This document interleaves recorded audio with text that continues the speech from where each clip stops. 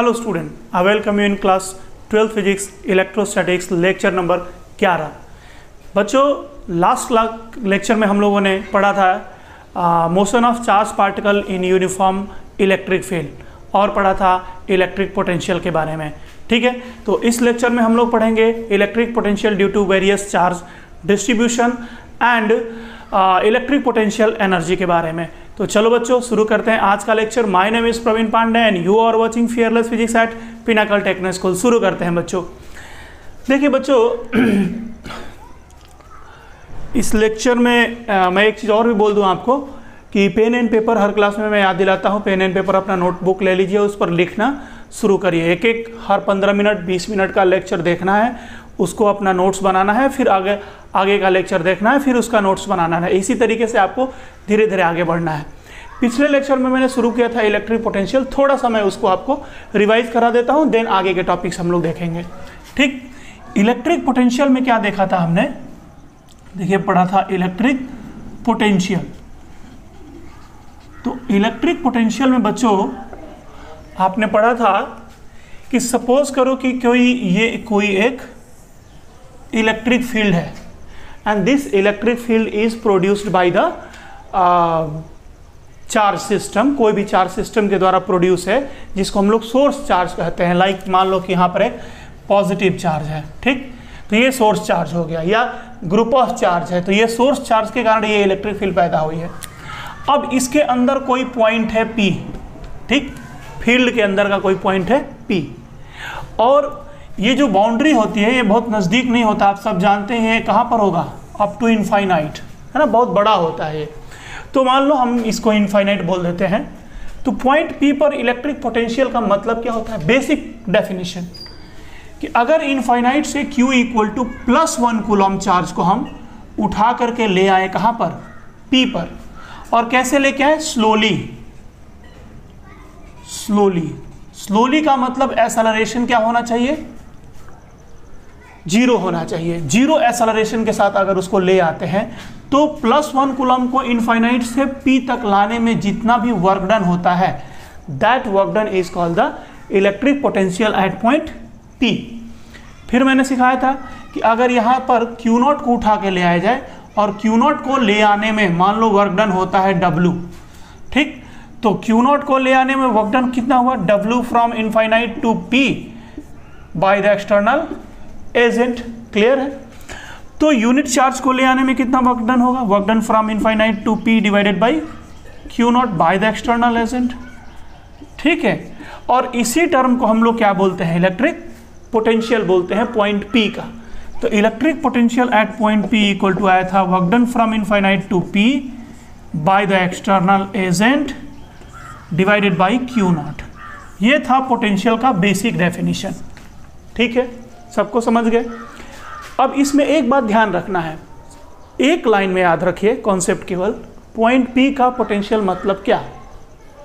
Infinite से unit positive charge को slowly उठा के ले आके पॉइंट P तक रखने में जितना वर्क करना पड़ेगा एक्सटर्नल एजेंट को, उसी को हम लोग बोलेंगे इलेक्ट्रिक पोटेंशियल। ठीक है, चलिए उसके बाद हम लोगों ने देखा कि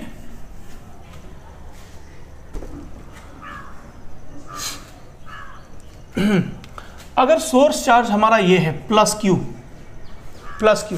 और इसके कारण आप एक इलेक्ट्रिक फील्ड बना रहे हैं, ये बड़ा सा इलेक्ट्रिक फील्ड, ठीक है, तो इसमें अगर कोई पॉइंट P लिया जाए, P, और यहाँ से R डिस्टेंस पर हो, तो उस पॉइंट P पर इलेक्ट्रिक पोटेंशियल का फॉर्मूला कितना आएगा? ये हम लोगों ने लास्ट लेक्चर में प्रूफ किया था। तो इस पॉइंट P पर पोटेंशियल का फॉर्मूला आता है V इक्वल टू के क्यू डिवाइडेड बाई R, के क्यू डिवाइडेड बाई R, यानी इस प्लस Q चार्ज के कारण R डिस्टेंस पर पोटेंशियल का फॉर्मूला, इलेक्ट्रिक पोटेंशियल का फॉर्मूला होगा के क्यू डिवाइडेड बाई R। ठीक, अगर डिफरेंट पॉइंट्स लेते हैं आप तो ये के क्यू सेम रहेगा, क्या वेरी करेगा? R वेरी करेगा, यानी in that case V proportional to 1/R होगा। तो डिफरेंट पॉइंट्स के लिए अगर देखते हैं आप तो V प्रोपोर्शनल टू 1/R, इसका मतलब हुआ कि R जैसे जैसे बढ़ेगा V कॉन्टिन्यूसली डिक्रीज करेगा। तो V और R के बीच में कौन सा ग्राफ बनेगा? रेक्टेंगुलर हाइपरबोला ग्राफ बनेगा। यानी अगर इसको हम ओरिजिन माने और यहाँ R ले ले डिफरेंट पॉइंट्स के लिए, तो और इस पर V लिया जाए, तो अगर R की वैल्यू 0 रखोगे तो V की वैल्यू इनफाइनाइट आएगी। ठीक, तो ये इनफाइनाइट से शुरू होगा और इस तरीके से रेक्टेंगुलर हाइपरबोला, ये आपने पढ़ा हुआ है ग्राफ। किसका ग्राफ बनेगा? V proportional to 1/R। Clear हो रहा है बात? चलिए, ये सब चीज आप पढ़ चुके थे पिछले लेक्चर में। आगे बढ़ते हैं। चलिए बच्चों, लिखा जाए electric potential due to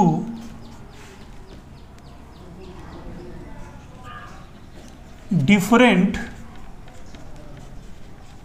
charge distribution. Different charge distribution के कारण इलेक्ट्रिक पोटेंशियल की वैल्यू क्या होती है, ये सब हम लोग को देखना है। ठीक है, तो बच्चों इसमें सबसे पहला पॉइंट देखा जाए,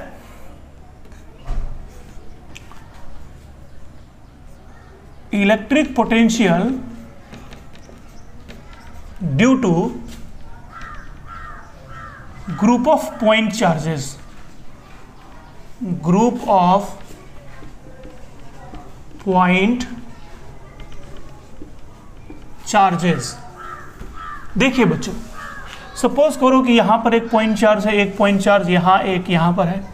this is the charge Q1, this is the charge Q2 and this is Q3। यहां हम कोई पॉइंट ले रहे हैं P। Q1 से पॉइंट P की डिस्टेंस है R1, Q2 से पॉइंट P की डिस्टेंस है R2 और Q3 से उस पॉइंट P की डिस्टेंस है R3। तो पॉइंट P पर इस पूरे चार्ज सिस्टम के कारण जो इलेक्ट्रिक फील्ड बनेगी, इलेक्ट्रिक फील्ड में वो पॉइंट P लिया गया है, तो पॉइंट P पर नेट इलेक्ट्रिक पोटेंशियल कितना होगा? This is the question. तो देखिए, इलेक्ट्रिक पोटेंशियल क्या है? एक स्केलर क्वांटिटी है। ठीक, और स्केलर क्वांटिटी का एडिशन कौन सा होता है? एल्जेब्रिक एडिशन होता है। तो यहाँ पर क्या करेंगे हम लोग कि इंडिविजुअली Q1 के कारण, Q2 के कारण और Q3 के कारण इलेक्ट्रिक पोटेंशियल की वैल्यू निकालेंगे और उसको सिंपली ऐड कर देंगे। That will be the net electric potential at point P।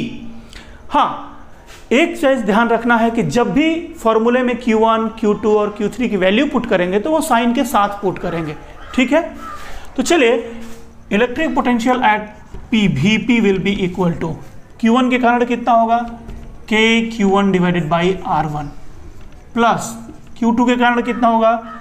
K Q2 divided by R2 and plus due to Q3 K Q3 divided by R3। This is the electric potential at point P due to this group of charge. Clear हो रहा है?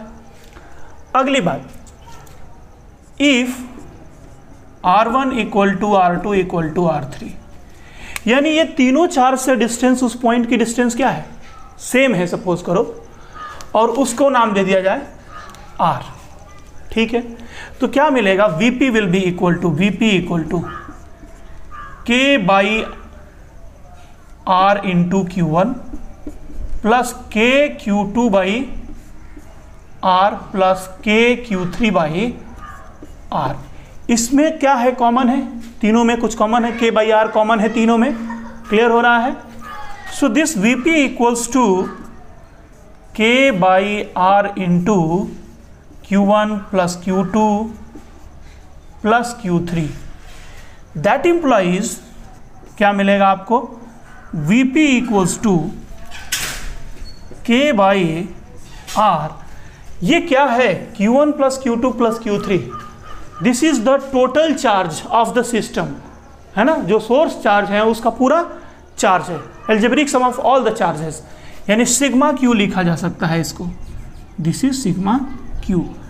तो अब एक बात को ध्यान में रखना है, फॉर्मूला जो है कैसा है? के क्यू बाई आर। अभी भी फॉर्मूला कैसा है? के क्यू बाई आर, यानी एक पॉइंट चार्ज का जैसा फॉर्मूला अप्लाई हो रहा है। अगर सारे एलिमेंट, सारे चार्जेस सेम डिस्टेंस पर होंगे उस पॉइंट से, जिस पॉइंट पर फाइंड आउट करना है हमको पोटेंशियल, उस केस में के sigma Q by charge by distance हम लोग लिख सकते हैं। सिग्मा क्यू है टोटल चार्ज है। क्लियर हो रहा है? चलिए मिटा देते हैं इसको, आगे बढ़ते हैं। देखिए बच्चों, यहीं पर एक हम लिखते हैं दूसरा number, second number, electric potential due to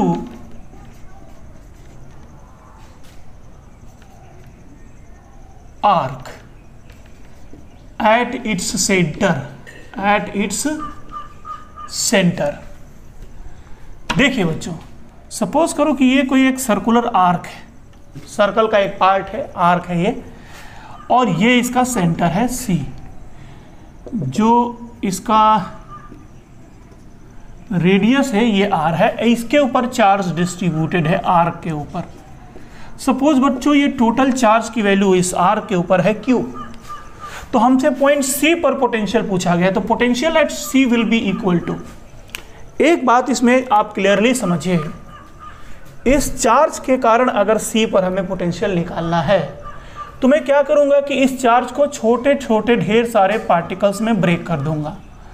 ठीक, एलिमेंट्स में, ढेर सारे एलिमेंट्स में हमने ब्रेक कर दिया, और इन सारे एलिमेंट के द्वारा अलग अलग इलेक्ट्रिक पोटेंशियल फाइंड आउट करेंगे और सबको ऐड कर देंगे। यही तरीका है। लेकिन यहां पर क्या है कि जितने भी एलिमेंट्स है पॉइंट सी से सबकी डिस्टेंस इक्वल है, और कितनी है? कैपिटल आर है, सबकी डिस्टेंस इक्वल है। तो इक्वल होता है उस केस में हम लोग फॉर्मूला अप्लाई कर सकते हैं क्या? के into sigma Q divided by distance, और वो डिस्टेंस कितना है? कैपिटल आर है। तो VC, hence VC will be equals to K into total Q divided by capital R। This is the electric potential. तो क्या होगा, इस पूरे सिस्टम के कारण C पर KQ बाई R होगा। कहने का सेंस ये है कि इन सबको इकट्ठा करके एक जगह सरकमफरेंस पे रख दीजिए, इस पूरे को उठा के एक जगह भी रख देंगे तो एक पॉइंट चार्ज के कारण भी आएगा KQ बाई R। क्लियर है? इस तरीके से भी आप सॉल्व कर सकते हैं। चलिए बच्चों आगे बढ़ते हैं। ये था electric field due to arc at its centre. एक और भी हम लोग देखते हैं, तीसरा number, third number, electric potential due to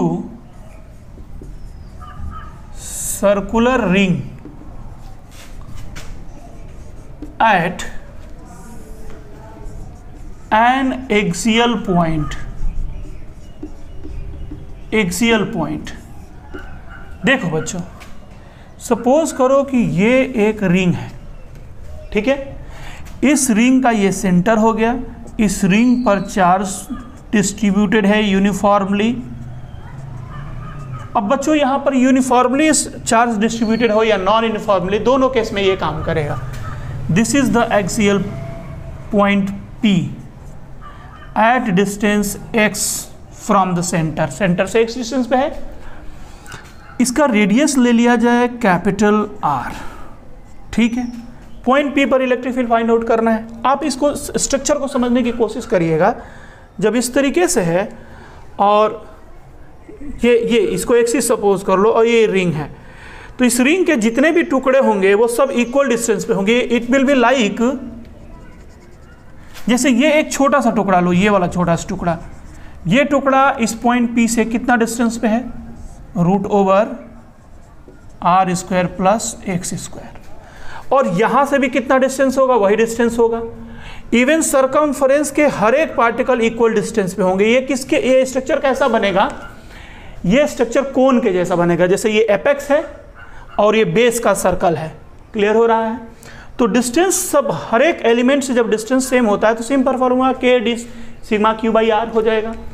तो V at P will be equal to, V at P equal to, formula यही लगेगा K sigma Q divided by distance. और ये डिस्टेंस कितनी है? ये डिस्टेंस है root over R square plus x square. Implies that V at P equal to आएगा K total charge divided by root over capital R square plus x square. This is the formula. ये आपका formula बन गया, ठीक है। अब सुनिए बच्चों, एक और भी चीज़ मैं आपको दिखाता हूँ इसमें। सपोज करो इस लाइन पर हमने पोटेंशियल लिया और इस लाइन पर हम ले रहे हैं एक्स एक्सिस। ठीक, आप ध्यान से देखिए, x जैसे जैसे इंक्रीज करेगा, x डिनोमिनेटर में है, x को बढ़ाएंगे आप तो डिनोमिनेटर बढ़ेगा, पूरी वैल्यू डिक्रीज करेगी। सो x को इंक्रीज करने पर vp की वैल्यू डिक्रीज करेगी। क्लियर है? और जब x की वैल्यू मिनिमम रखोगे तो vp मैक्सिमम होगा, और x की मिनिमम वैल्यू हो जाएगी 0। 0 रखोगे तो vp मैक्सिमम हो जाएगा, यानी vp will B maximum at centre. Centre पर vp सबसे ज़्यादा होगा। ठीक है, x इक्वल टू 0 पर। क्लियर? और जैसे जैसे आप आगे जाएंगे ये पोटेंशियल डिक्रीज करता जाएगा, ऐसे इस तरीके से।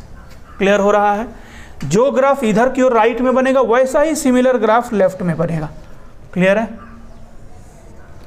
इस तरीके से। ठीक है, ये ग्राफ।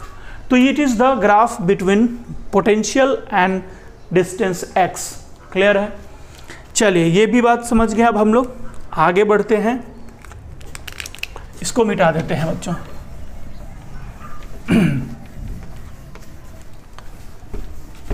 अब हम लोग पढ़ेंगे electric potential due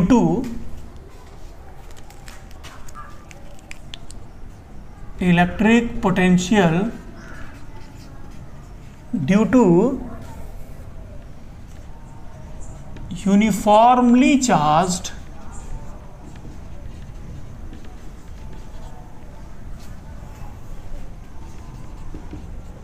disk, uniformly charged disk at an axial point,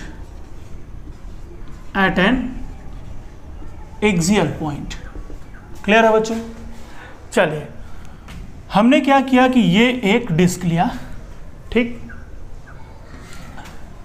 disc का ये एक्सिस हो गया। एक्सिस पर यहां कोई पॉइंट है P जो x डिस्टेंस पर है from the centre of the disc, और डिस्क पर पॉजिटिव चार्ज है। डिस्क पर पॉजिटिव चार्ज है। क्लियर है? पॉइंट P पर हमें इलेक्ट्रिक पोटेंशियल फाइंड आउट करना है। तो ऐसे केसेस में हम लोग क्या कर सकते हैं कि कोई एक एलिमेंट लेंगे, उस एलिमेंट के कारण P पर इलेक्ट्रिक फील्ड फाइंड आउट करेंगे और फिर उसको इंटीग्रेट कर देंगे। यहाँ इंटीग्रेट करते समय कंपोनेंट में डिवाइड करने की जरूरत नहीं है, क्योंकि ये तो वेक्टर क्वांटिटी है ही नहीं, इसके पास डायरेक्शन होता ही नहीं है। तो किसी भी एक एलिमेंट के कारण निकाल करके और उसको डायरेक्ट इंटीग्रेट कर देंगे ओवर द सरफेस। क्लियर है? तो चलिए देखिए, हमने क्या किया यहाँ पर। इसके लिए एक, अब एलिमेंट लेने आप लोग को आ गया होगा, एक सर्कुलर एलिमेंट हम कट करेंगे इस तरीके का। ये जो सर्कुलर एलिमेंट है, इसको मैं बना के यहाँ दिखा दे रहा हूँ। ये जो सर्कुलर एलिमेंट है, इसकी थिकनेस जो है वो होगी dr, थिकनेस होगी dr, और इसका रेडियस होगा स्मॉल r, रेडियस होगी स्मॉल r। तो अगर इस स्ट्रिप के एरिया की बात की जाए, इस स्ट्रिप का एरिया dA इक्वल्स टू, तो कितना होगा? इसकी पूरी लेंथ इंटू थिकनेस, और लेंथ कितनी हो जाएगी? 2 पाई r, आई इंटू थिकनेस हुई dr। अब हमने सपोज कर लिया कि इसकी चार्ज डेंसिटी है सिग्मा, इस डिस्क की चार्ज डेंसिटी है sigma. Charge density sigma means क्या? Charge per unit area. इसके यूनिट एरिया का चार्ज है सिग्मा। तो इस स्ट्रिप पर कितना चार्ज आएगा बच्चों? dq इक्वल टू, फॉर्मूला होगा sigma into dA। Sigma unit area का चार्ज है, तो इसकी dA एरिया है, तो dA एरिया पर कितना चार्ज होगा? Sigma into dA। So this dq will be equal to sigma into 2 pi small r into dr। Clear है? ये हो गया। इसके बाद देखिए क्या करेंगे, इस रिंग के कारण हम पॉइंट P पर पोटेंशियल निकालेंगे।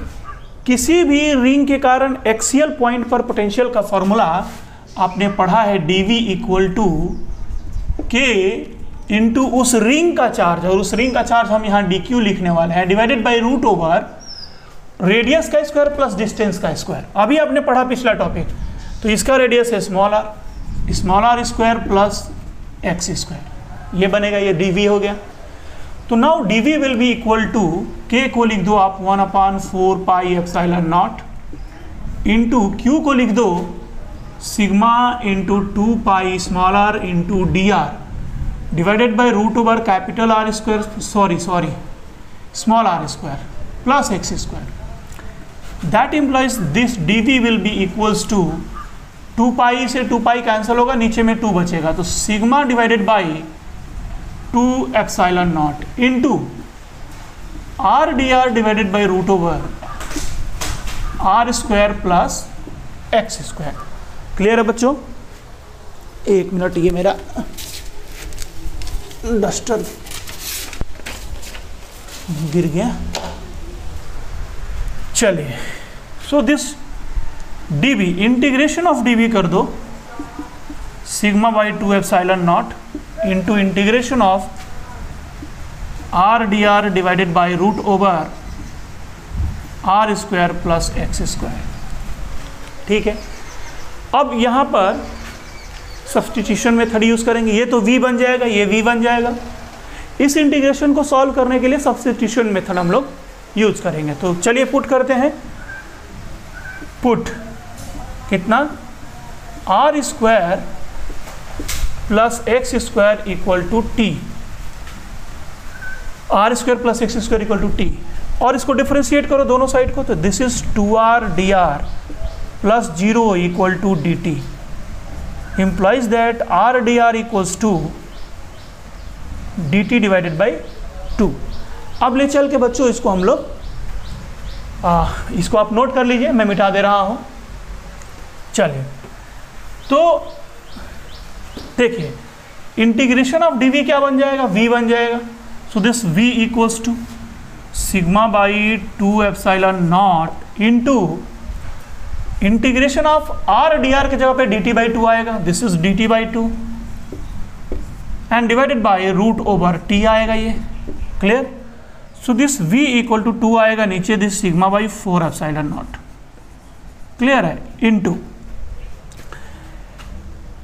Integration of t power -1 by 2 dt, that implies v equals to sigma by 4 epsilon not into T power -1 by 2 का इंटीग्रेशन कितना हो जाएगा भाई, ये होगा t power +1 by 2 divided by 1 by 2, ये 2 चढ़ जाएगा ऊपर, तो 2 रूट टी आएगा, 2 root T. implies that here I can write v equals to sigma by, ये 2 से कैंसिल होगा यहाँ पर, तो sigma by 2 epsilon not into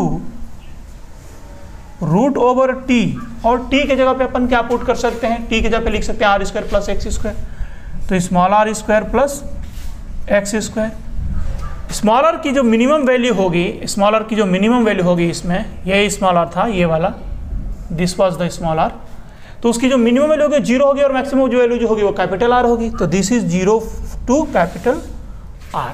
ठीक है बच्चों, अब ये वैल्यू हम लोग ले चल के पुट कर देंगे आर के जगह पर, लिमिट को पुट कर देंगे। चलिए पुट करते हैं कैसे। चलिए, तो इसमें देखिए क्या आ रहा है, v equals to sigma by 2 epsilon not into root over R के जगह पे कैपिटल आर पुट करेंगे, तो root over capital R square plus x square and minus R की जगह पे 0 जब पुट करेंगे तो you will get root over X square, और रूट ओवर एक्स स्क्वायर कितना हो जाएगा, x बन जाएगा, सो दैट इज x। ये आ गया electric potential due to charged disc. ठीक है, समझ में आ रहा सबको? Due to charge disc at an axial point P at a distance x from the centre. Clear है? चलिए, हो गया, नोट कर डालिए इसको सब लोग जल्दी से। इसमें बच्चों थोड़ा दिखाई नहीं दे रहा है, कैमरा हिल गया है। चलिए नोट कर लीजिए, आगे बढ़ते हैं अब। चलिए बच्चों, इसी में एक काम किया जाए, अगर इस डिस्क का रेडियस धीरे धीरे बड़ा करते चले जाएं, तो रेडियस इसका बड़ा करोगे तो क्या होगा, इसका रेडियस जब बहुत बड़ा हो जाएगा, टेंड्स टू इनफाइनाइट हो जाएगा, इन दैट केस ये एक इनफाइनाइट सीट बन जाएगा। क्लियर हो रहा है ना? तो मैं कह रहा हूं कि if r tends to infinite या very large, then disk becomes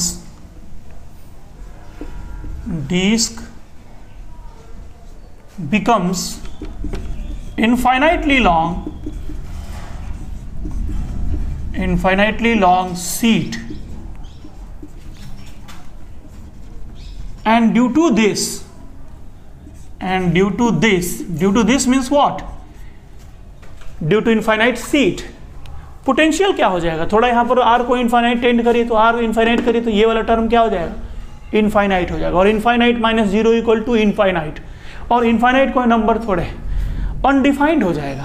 clear हो रहा है ना? यानी V will not be defined because of the infinite sheet. Infinite sheet के कारण इलेक्ट्रिक पोटेंशियल को हम डिफाइन नहीं कर सकते। And due to this electric potential becomes undefined.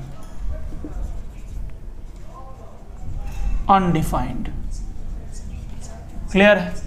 इसके कारण हम लोग यानी इनफाइनाइट सीट के कारण किसी पॉइंट पर इलेक्ट्रिक पोटेंशियल को हम लोग डिफाइन नहीं कर सकते हैं। इस बात को नोट कर लीजिए। और कैमरा गिर गया भाई, चलो एक मिनट। बट बच्चों, इनफाइनाइट सीट के कारण हम लोग किसी एक पॉइंट पर पोटेंशियल नहीं फाइंड आउट कर सकते हैं, बट दो पॉइंट के बीच में पोटेंशियल डिफरेंस फाइंड आउट कर सकते हैं। लाइक मैं यहां पे लिख देता हूं पहले, but potential difference between two points can be determined as follows. कैसे? अगर हमें लिखना हो VA minus VB, then it will be equals to, VA की वैल्यू लिखो, यहां पर लिखेंगे आप।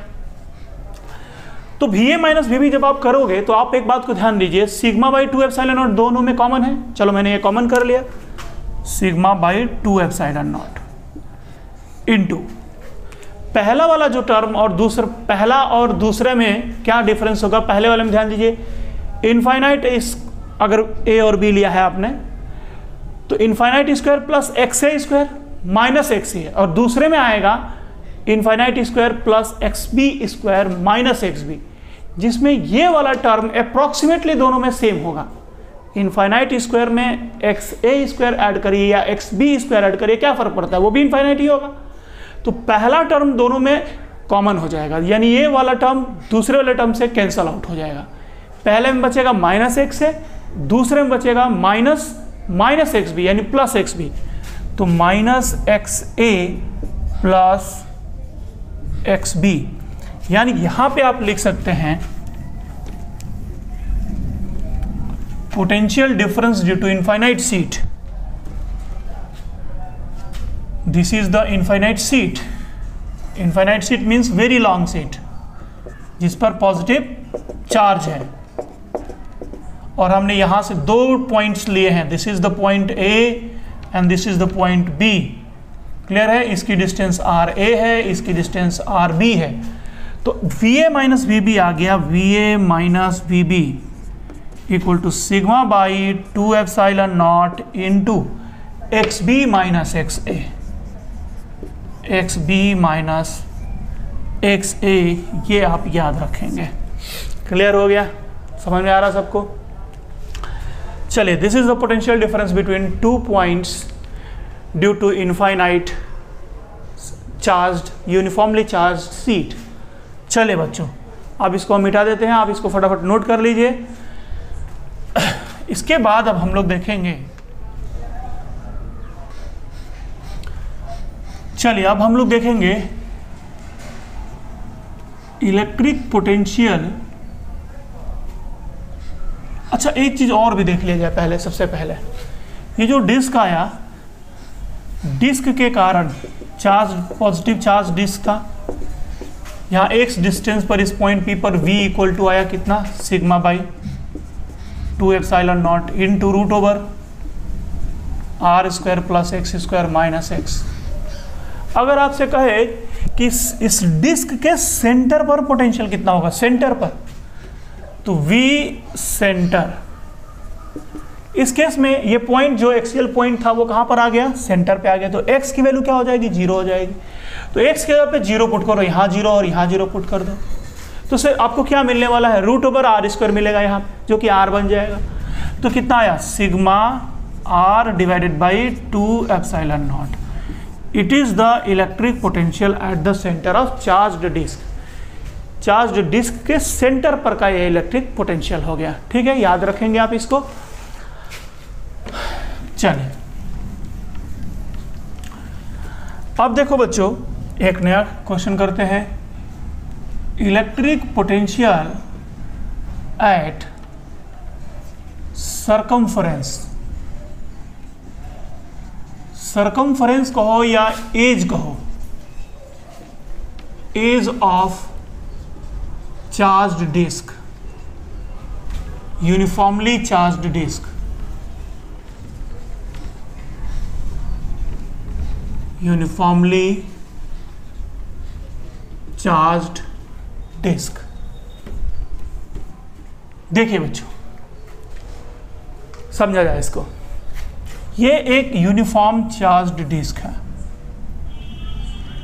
ठीक।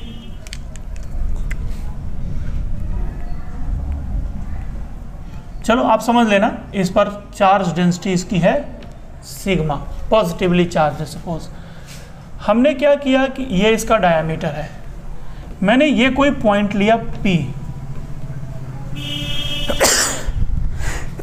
सॉरी, पॉइंट P लिया यहाँ पर, जिस पॉइंट पर हमें फाइंड आउट करना है इलेक्ट्रिक पोटेंशियल।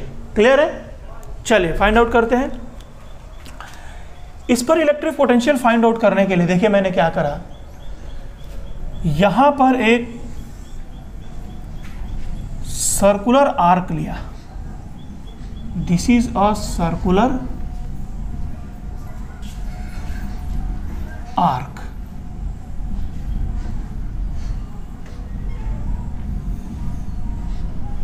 ठीक है, अब ये जो सर्कुलर आर्क बना, ये मैंने ऐसा सर्कुलर आर्क एज्यूम किया जिसका सेंटर कौन है, P है। क्लियर, इस पर पॉजिटिव चार्ज है, ऐसे ले लीजिए आप। हमने ये जो आर्क एज्यूम किया है, इस आर्क की थिकनेस है dr और इसका जो रेडियस है, यहां से लेकर के आप यहां तक ले लीजिए, ये रेडियस है, एकदम यहां पर मिला दिया मैंने। This is the radius small r of this arc, इस आर्क का रेडियस है, और ये वाला एंगल मैंने मान लिया थीटा है। ठीक, अगर इस साइड से ये बाइसेक्टर है, तो अगर इस साइड से आप मिलाते हैं इस साइड से, तो ये वाला एंगल भी कितना हो जाएगा, थीटा। मीन्स ये जो आर्क बन रहा है, ये जो आर्क बन रहा है, ये आर्क अपने सेंटर पर टोटल एंगल कितना फॉर्म कर रहा है, 2 थीटा। क्लियर हो रहा है सबको, एकदम से। चलो आगे बढ़ते हैं। अब इस रिंग के कारण पॉइंट P पर कितना इलेक्ट्रिक पोटेंशियल हो रहा है, पहले ये निकालेंगे। उसके बाद ढेर सारे ऐसे ही, यहां से ऐसे एक रिंग बनेगा, फिर दूसरा रिंग बनेगा, फिर तीसरा रिंग बनेगा, ऐसे ढेर सारे रिंग इसके ऊपर बनेंगे। लाइक मैं दिखा देता हूं, ये पॉइंट P है, इसको सेंटर मान करके ढेर सारे रिंग बनेंगे ऐसे, और उन सारे रिंग के कारण हम लोग सेंटर पर इलेक्ट्रिक पोटेंशियल निकाल लेंगे। तो किसी एक रिंग के कारण इसमें इलेक्ट्रिक पोटेंशियल निकालेंगे, अलग अलग रिंग के लिए क्या वेरी करेगा, थीटा तो वेरी करेगा। ये जो थीटा है ना, यही वेरी करता चला जाएगा, तो थीटा को वेरिएबल ले लेंगे। तो चलिए सॉल्व करते हैं। अब क्या है कि पहले आपको इस आर्क का लेंथ निकालना पड़ेगा। तो आर्क की लेंथ L इक्वल टू उसका रेडियस R इंटू वो आर्क सेंटर पे कितना एंगल बनाता है, तो 2 थीटा बना रहा है, तो R इंटू 2 थीटा ये हो जाएगा, उसकी लेंथ हो जाएगी। अब इसकी एरिया निकालिए, DA इक्वल टू इस स्ट्रिप की एरिया, एरिया इक्वल टू होता है कितना, उसका length into thickness L into D R, length into thickness उसकी एरिया बनेगी। So the D A will be equal to R into 2 theta into D R. क्लियर हो रहा है?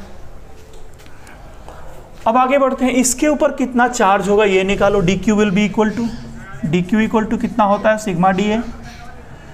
सो the D Q will be equal to sigma into R into 2 theta into D are.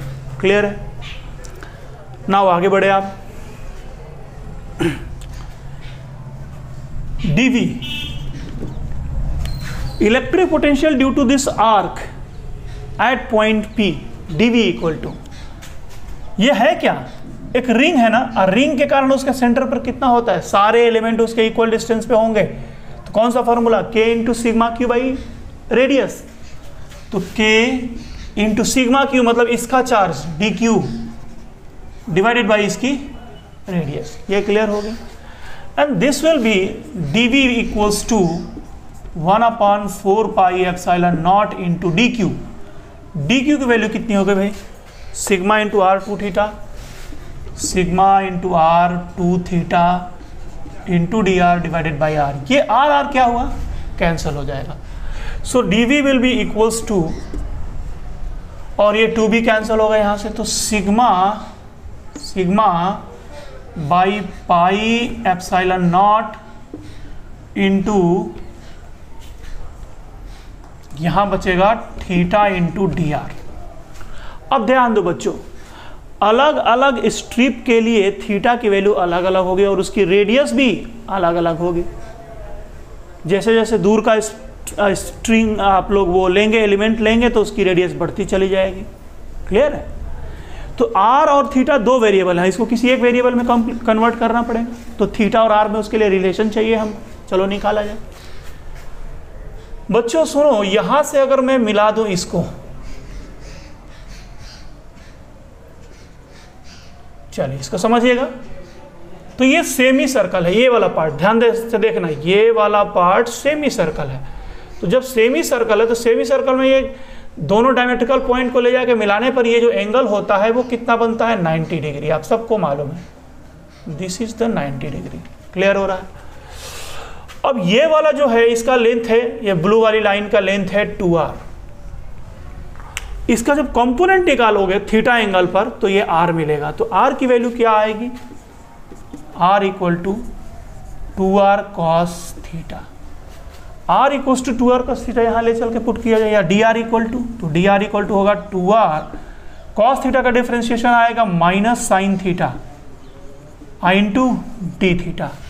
Hence dv equals to sigma by pi epsilon not into theta into D R, D R की जगह पे आ गया minus 2r sine theta D theta. Clear हो रहा है? So this dv equals to, अच्छा ये 2 कैंसिल हुआ था तो यहाँ एक 2 बचा हुआ था, यहाँ 2, अब ये 2 कैंसिल आउट हो जाएगा। So this is minus sigma r by pi epsilon not, sigma r by pi epsilon not into theta sine theta D theta. ये टर्म आ गया। अब क्या करेंगे, इसको इंटीग्रेट कर दिया, सिंगल वेरिएबल में हो गया ये कम पूरी तरीके से, बाकी सब कांस्टेंट है यहाँ पे। Hence integration of dv equals to minus of sigma r divided by pi epsilon not into integration of theta sine theta D theta. अब ये जो एलिमेंट लिया जा रहा है, जैसे जैसे दूर जाओगे ये थीटा की वैल्यू जैसे जैसे दूर जाएगा तो थीटा की वैल्यू डिक्रीज करेगी, और सबसे दूर वाला अगर लोगे तो थीटा की वैल्यू 0 हो जाएगी। तो थीटा मिनिमम 0 हो जाएगा, और सबसे पास वाला लोगे, पास वाला, तो थीटा की वैल्यू 90 डिग्री हो जाएगी। आप समझ सकते हैं, यहाँ समझने की कोशिश करिए। तो पाई बाई 2 से लेकर के 90 से लेकर के 0 डिग्री तक जाएगा थीटा का वैल्यू। क्लियर है? So this v equal to, minus को आप इंटीग्रेशन की प्रॉपर्टी पढ़े हैं, sigma r by pi epsilon naught, ये माइनस है तो लिमिट माइनस हट जाएगा, लिमिट को ऊपर बदल दीजिए बस, ये बन जाएगा integration from 0 to pi by 2 and this is theta sin theta d theta, hence v equals to, बच्चों ये जो टर्म आता है इसकी वैल्यू आप सॉल्व करेंगे आएगा 1। क्लियर है? तो v इक्वल्स टू आ गया आपको, v equals to sigma r by pi epsilon naught. This is, ये फाइनल रिजल्ट है आपका। इसको आप एक बार सॉल्व कर लीजिए अच्छे से, फिर कुछ नया हम बताते हैं इसके बारे में। नाउ चलो बच्चों, आप ध्यान दीजिएगा कि डिस्क के सेंटर का potential V at centre equal to आया था sigma r by 2 epsilon naught. अब V एट एज आया है sigma r by pi epsilon not. Clear हो रहा है? Sigma r by pi epsilon naught. देखिए इसमें कुछ टर्म सेम है, सिग्मा r एप्सिलॉन नॉट, ये सब सेम है। डिफरेंस क्या है, यहाँ 2 है और यहाँ क्या है, पाई है। तो पाई बड़ा होता है ना 2 से, तो ये वाले में पाई बड़ा है, डिनोमिनेटर बड़ा है तो वैल्यू कम होगी, यानी एज का वोल्टेज कम होगा, पोटेंशियल कम होगा, और सेंटर का पोटेंशियल ज़्यादा होगा। तो V at centre will be greater than V at edge, ये आप कंपेयर कर सकते हैं यहाँ से, ठीक है। और इनका रेशियो भी आप चाहें तो यहाँ निकाल सकते हैं। क्लियर है? यानी V at center by V at edge equals to आ जाएगा आपको पाई बाई 2। दिस इज, चलिए क्लियर हो गया। चलिए आगे बढ़ते हैं, अब इसको मिटा देते हैं हम लोग।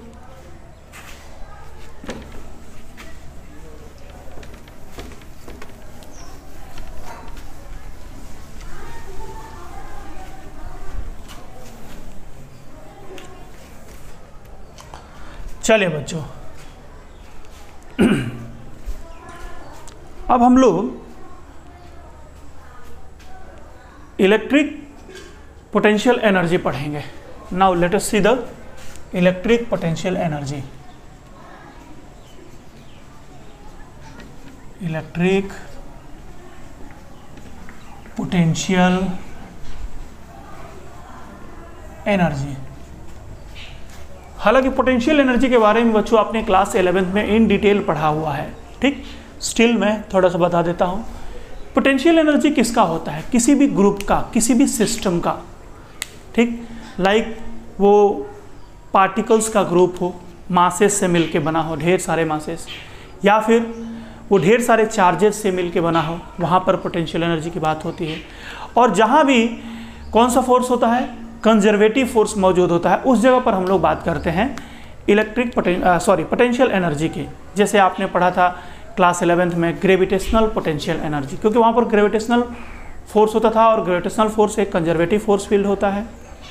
आपने स्प्रिंग के बारे में पढ़ा था, तो spring potential energy, spring force भी कंजर्वेटिव फोर्स होता है। वैसे ही यहाँ पर इलेक्ट्रिक फील्ड जो है ये एक कंजर्वेटिव फील्ड है, ये कंजर्वेटिव फोर्स लगाता है इलेक्ट्रिक फोर्स। तो यहाँ भी पोटेंशियल एनर्जी की बात होगी। बेसिकली पोटेंशियल एनर्जी है क्या, कोई भी सिस्टम बनाने के लिए, ठीक, उसके जो ढेर सारे कॉन्स्टिट्यूएंट पार्टिकल से मिलकर के एक सिस्टम बनाना है, तो सिस्टम को बनाने में जितना एक्सटर्नल एजेंट को वर्क करना पड़ता है, मिनिमम जितना वर्क करना पड़ता है उस सिस्टम को फॉर्म करने में bye there constituent particles is called the electrical potential energy. Basically that is called potential energy, ठीक। अब मैं कहूँ कि ढेर सारे छोटे छोटे चार्जेस हैं, चार्ज पार्टिकल्स हैं, ठीक, उनसे मिलकर के एक सिस्टम बनाना है, ठीक है। तो वो सिस्टम बनाने के लिए हमने पहले मान लिया कि वो सारे पार्टिकल्स बहुत दूर दूर थे, ठीक है। और जब बहुत दूर थे तो एक दूसरे के फील्ड रेंज में नहीं थे, इनफाइनाइट पर थे। अब जब हमें सिस्टम फॉर्म करना है तो पहले उनको इनफाइनाइट से उठा करके पास में ले आएंगे सबको।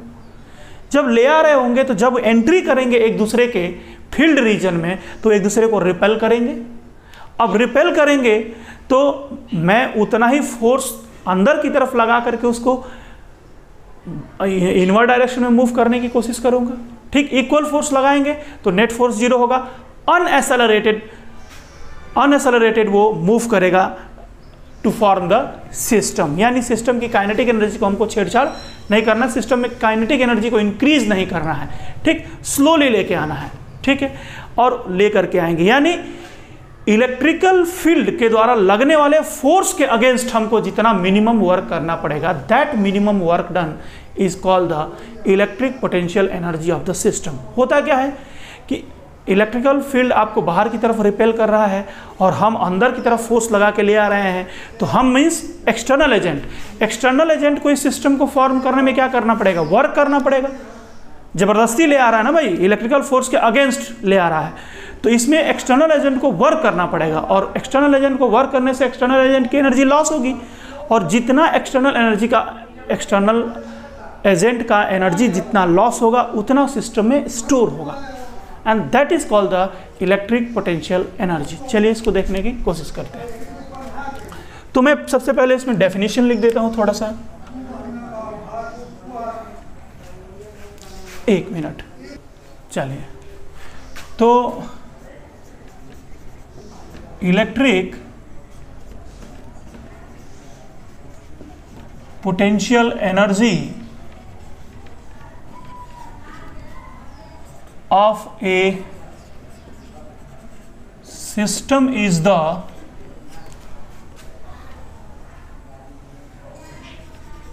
minimum work done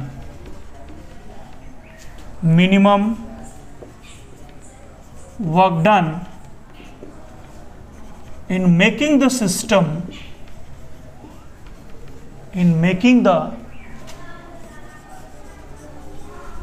system by external agent, by their constituent particles,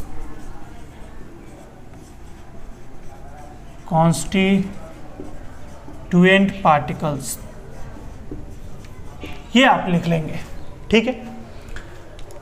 चलिए, तो जैसे मैं ये कह रहा हूं कि ये छोटे छोटे चार्जेस हैं, ये एक चार्ज का ग्रुप है, ठीक। अब ये चार्जेस का ग्रुप बनाने के लिए हमको क्या करना पड़ा होगा, ये चार्जेस दूर दूर हैं, इनको हमें पास ले आए होंगे।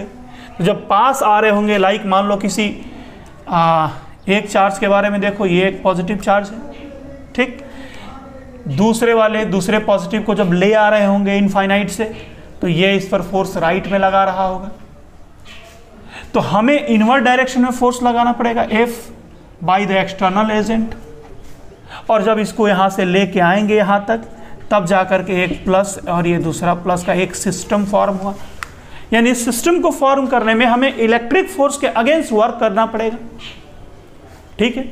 हाँ, अगर आप ये भी कह सकते हैं, स्टूडेंट कोई कह सकता है कि सर अगर मैं ये निगेटिव ले लूँ तब तो वो आसानी से आ जाएगा, कोई को वर्क ही नहीं करना पड़ेगा ले आने में। एग्जैक्टली, फिर यहाँ भी करना पड़ेगा। देखिए कैसे, यहाँ निगेटिव वर्क होगा, लाइक यहाँ पर अगर मान लो निगेटिव है, आपको यहाँ पर एक पॉजिटिव चार्ज ले आकर के एक सिस्टम बनाना है, तो क्या करोगे कि एक पॉजिटिव चार्ज उठाओगे यहाँ से इनफाइनाइट से, पॉजिटिव चार्ज आपने उठाया, जब ले आ रहे होंगे आप रास्ते में, तो ये निगेटिव इस पॉजिटिव को क्या करेगा, अट्रैक्ट करेगा, यानी फील्ड फोर्स इनवर्ड डायरेक्शन में लग रहा होगा,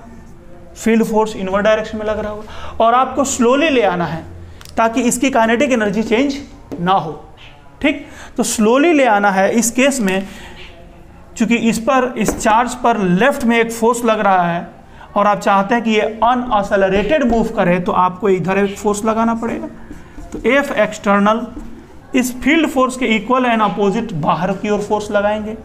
आप फोर्स लगाएंगे बाहर की तरफ और चलेंगे इधर की तरफ। बात समझ में आ रहा है?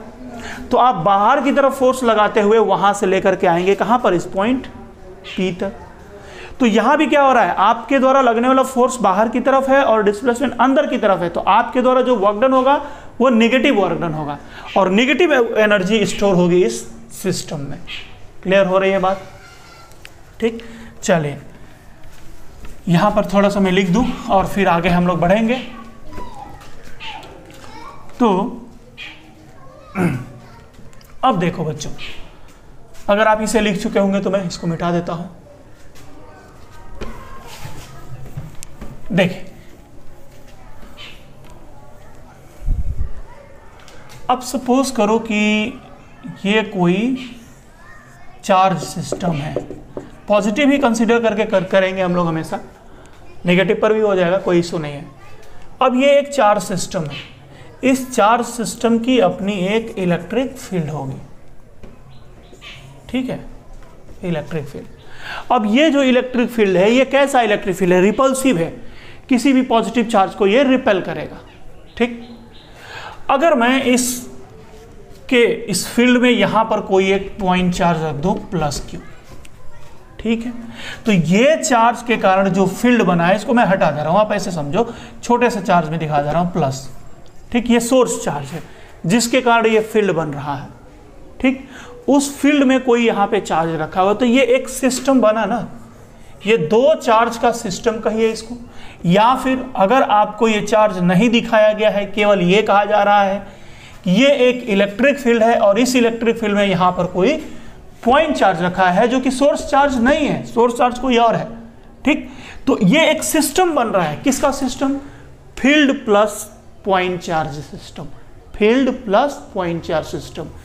इस सिस्टम की पोटेंशियल एनर्जी कितनी होगी? तो पोटेंशियल एनर्जी का मतलब क्या होता है? सीधा सा बात है, फील्ड के बाहर चलो भाई, इसको हम इनफाइनाइट कह रहे हैं, ठीक। यह सिस्टम बनाने के लिए क्या किया गया होगा? इस चार्ज को इनफाइनाइट से यहां लाया गया होगा। तो इनफाइनाइट से ले आकर के यहां रखने में जितना वर्क करना पड़ा होगा एक्सटर्नल एजेंट को, मिनिमम, उस वर्क डन को हम लोग बोलेंगे potential energy of this field plus charge system. Clear है? याद रखना है, कभी भी एकलौता अकेला पॉइंट चार्ज का कोई पोटेंशियल एनर्जी नहीं होता है। हमेशा पोटेंशियल एनर्जी तभी होगी जब कोई एक फील्ड और एक चार्ज होगा, या एक, दो या तीन या चार्ज का ग्रुप होगा, ठीक है। तो देखिए, इस सिस्टम का पोटेंशियल एनर्जी का मतलब क्या?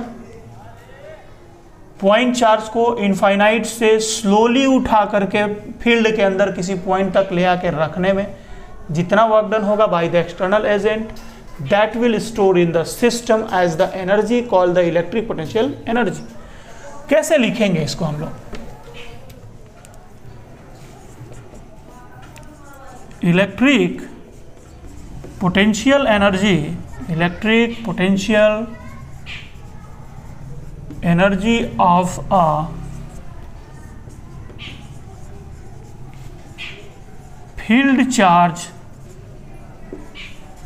system for a point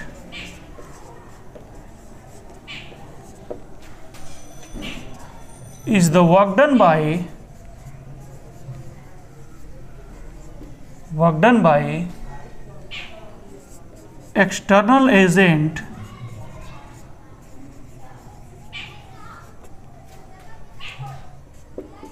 in bringing the charge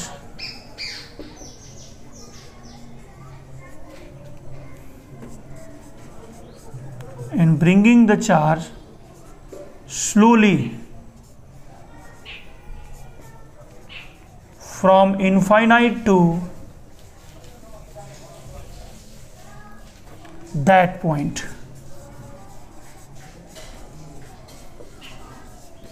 clear हो रहा है? इनफाइनाइट से उस पॉइंट तक ले आने में। चलिए देखा जाए, इस फील्ड चार्ज सिस्टम का इलेक्ट्रिक पोटेंशियल एनर्जी निकाला जाए, ठीक। देखो बच्चों, अगर यहां से इस पॉइंट पर Q equal to 1 coulomb charge ले आओगे तो जो वर्क करना पड़ेगा उस वर्क को क्या बोला जाता है? बताइए। उस वर्क को बोलते हैं आप पोटेंशियल। यानी इनफाइनाइट से +1 कूलॉम चार्ज ले आके इस P पर रखोगे तो ये वर्क, तो जो वर्क होगा वो उस फील्ड का पोटेंशियल कहलाएगा, उस पॉइंट का सोर्स चार्ज के कारण वो पोटेंशियल हुआ, electric potential of the field. तो Q चार्ज को ले आएंगे तो कितना वर्क करना पड़ेगा? 1 चार्ज को ले आ रहे हैं तो वर्क डन की वैल्यू है v, q चार्ज को ले आएंगे तो वर्क डन कितना होगा, q इंटू वी। तो potential energy of the field charge system, field plus charge system, clear, कितना हो गया, u equal to q into V. और इसमें v क्या है, v is the electric potential of the point, electric potential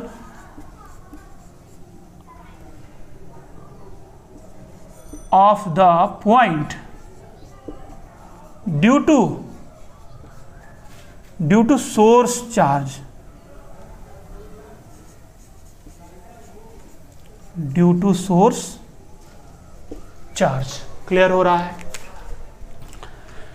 चलिए, अगर समझ में आ गया होगा इसको तो आगे बढ़ते हैं।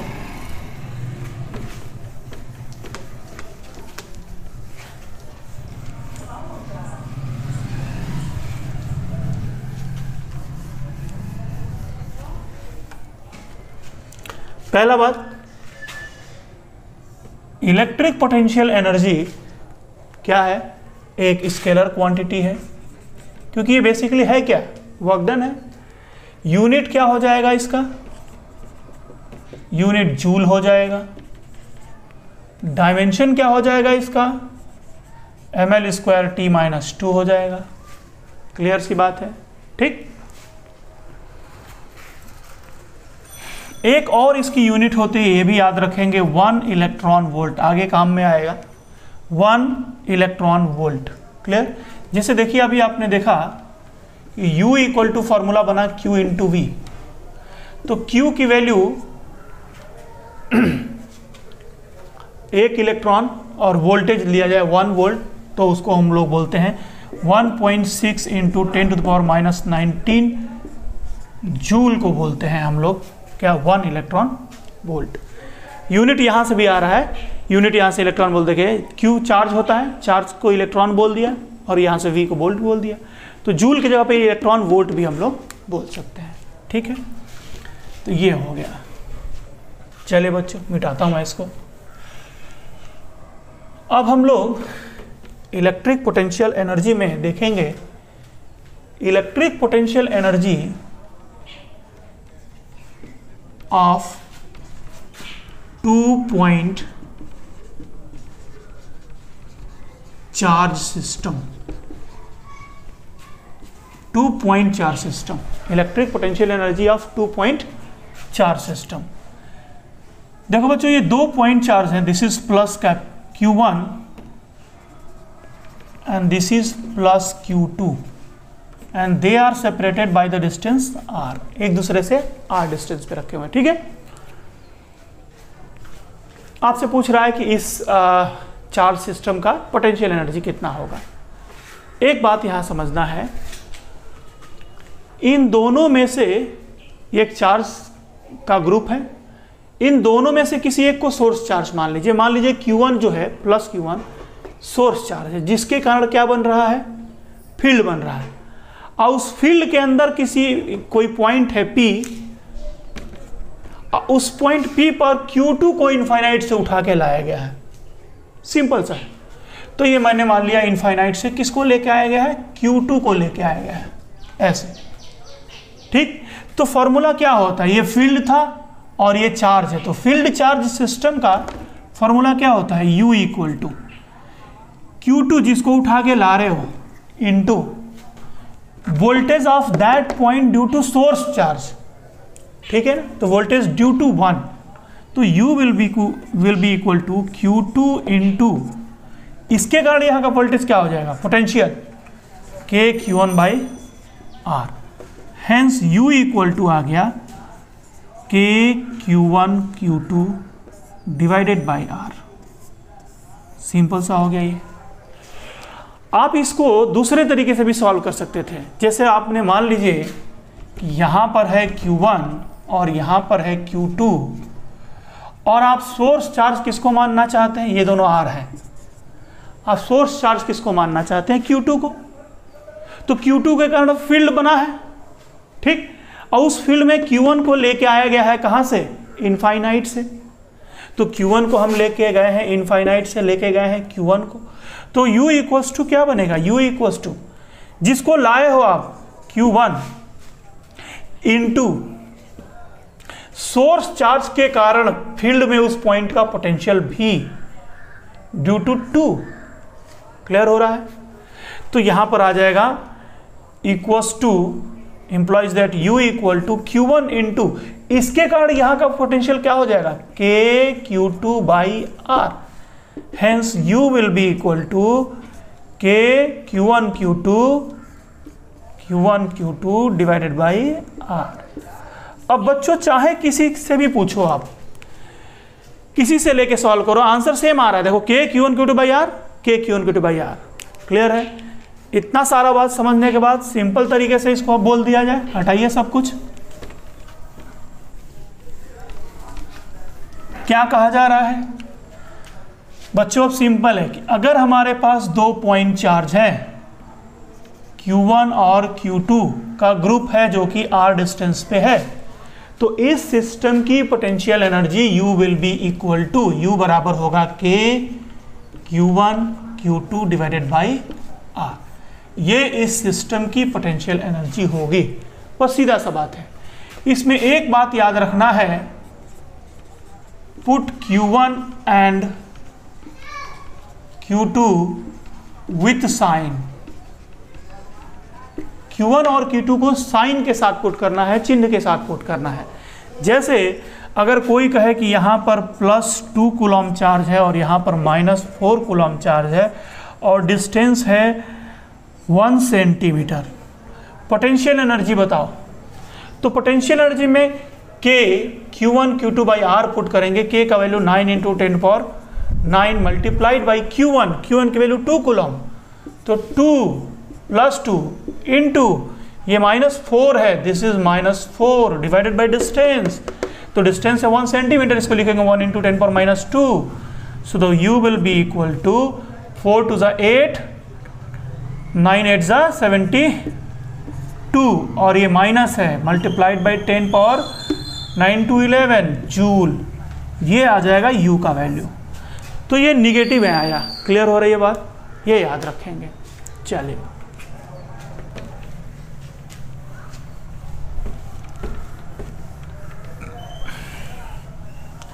एक बात समझिए बच्चों, जब मान लीजिए ये जो सिस्टम है +Q1 और ये एक सिस्टम है +Q2, ये जो सिस्टम है, इस सिस्टम के पास मैंने कहा कि एक एनर्जी है E। वो कौन सी एनर्जी है, पोटेंशियल एनर्जी U, जिसकी वैल्यू कितनी है Q1 Q2 divided by R। और इस सिस्टम के पास ये एनर्जी आई कहाँ से है ना, समझना ये है कि ये सिस्टम के पास ये एनर्जी आई कहाँ से है। तो जिस आदमी ने इस सिस्टम को बनाया, इन दोनों को पहले इनफाइनाइट पे थे, इनफाइनाइट से यहाँ ले आके रखने में, इस सिस्टम को फॉर्म करने में जिस आदमी ने फॉर्म किया, उसकी जितनी एनर्जी लॉस हुई उतनी ही इसमें स्टोर हुई है और ये वही एनर्जी है। अगर अभी भी इस सिस्टम को छोड़ दिया जाए, ले आने के बाद छोड़ दिया जाए, तो ये एनर्जी रिलीज हो जाएगी, किसी दूसरे फॉर्म में चली जाएगी। देखिए आप समझने की कोशिश करिए। मान लीजिए मैंने इसको पकड़ा हुआ है, इसको आप लेके आ रहे हैं, और जब लेके आए हैं किसको, Q2 को, और Q2 को मैं छोड़ दूं, यहाँ पर रिलीज कर दूं Q2 को, तो रिलीज करते ही ये Q2 किधर की तरफ मूव करेगा, इसके रिपल्सन के कारण ये बाहर की ओर जाएगा, इधर की तरफ मूव करेगा। और जैसे ही आगे जाएगा, इसके पास कौन सी वेलोसिटी आएगी, इसके पास क्या आएगा, वेलोसिटी आएगा। अब वेलोसिटी आने का मतलब कौन सी एनर्जी आ रही है, काइनेटिक एनर्जी आ रही है। तो जो जितनी एनर्जी दिया था उस आदमी ने इस सिस्टम को बनाने के लिए, ये जैसे धीरे धीरे आगे बढ़ेगा, तो इस एनर्जी का, इसी एनर्जी का पार्ट धीरे धीरे किस में कन्वर्ट हो जाएगा, काइनेटिक एनर्जी में कन्वर्ट होता जाएगा। और जब ये जहां से आया था, मतलब इनफाइनाइट से आया था, तो इनफाइनाइट तक जाते जाते ये पूरी पोटेंशियल एनर्जी पूरी तरीके से काइनेटिक में कन्वर्ट हो जाएगा और पोटेंशियल 0 हो जाएगा। यानी जब ये Q2 चला जाएगा कहां पर, इनफाइनाइट पर, तो इनफाइनाइट पर जाने पर जो काइनेटिक एनर्जी होगी इस Q2 की, वो इसके इस सिस्टम के इनिशियल पोटेंशियल एनर्जी के बराबर होगा। क्लियर हो रहा है? तो क्या कह सकते हैं, अगर जब ये इनफाइनाइट पर चला जाएगा उस वक्त उसकी स्पीड, इनफाइनाइट पर उसकी स्पीड अगर पूछा जाए आपसे, तो क्या करेंगे, ये एनर्जी जो है KQ1 Q2 by R will be equal to क्या उस वक्त की kinetic energy 1/2 mass of second m2, इसका मास m2 मान लिया, m2 इंटू v स्क्वायर, यहाँ से 2 से क्रॉस मल्टीप्लाई m2 से डिवाइड करके यहाँ से क्या निकाल सकते हैं, v निकाल सकते हैं। बात समझ में आ रहा है? और सेम प्रोसेस इसके लिए भी कर सकते हैं कि अगर Q2 को रोक के रखा जाए और Q1 को छोड़ दिया जाए तो Q1 चला जाएगा इनफाइनाइट में।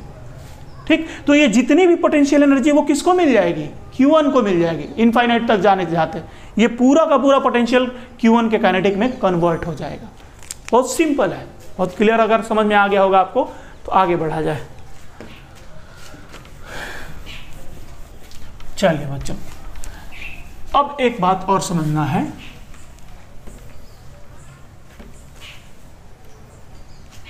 जब भी आप किसी सिस्टम को स्लोली मूव कर रहे हैं, स्लोली मतलब विदाउट चेंजिंग द स्पीड, यानी काइनेटिक एनर्जी चेंज नहीं हो रहा है, ठीक, या स्लोली का मतलब एक्सेलरेशन 0 होगा और मूव करने की जो आपकी स्पीड होगी वो बहुत ही कम होगी, बहुत ही स्लो लेकर के जा रहे हैं, मतलब kinetic energy will be almost 0 and constant at each moment, almost constant हो 0 होगी और हर वक्त 0 ही के बराबर रहेगी, कांस्टेंट रहेगी। क्लियर है? तो इस दौरान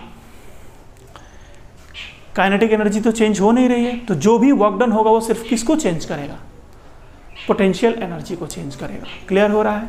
तो वर्क डन की अगर बात करी जाए इस केसेस में, जब भी ऐसा केस आएगा उस केस में वर्क डन की अगर बात करी जाएगी तो work done equal to change in mechanical energy नहीं होगा, चेंज इन पोटेंशियल एनर्जी होगा, क्योंकि मैकेनिकल एनर्जी में काइनेटिक प्लस पोटेंशियल आता है और काइनेटिक तो 0 है, तो चेंज इन मैकेनिकल एनर्जी कहिए या चेंज इन पोटेंशियल एनर्जी कहिए, दोनों यहां पर सेम होंगे, क्योंकि काइनेटिक एनर्जी तो चेंज ही नहीं हो रहा है। समझ में आ रहा है?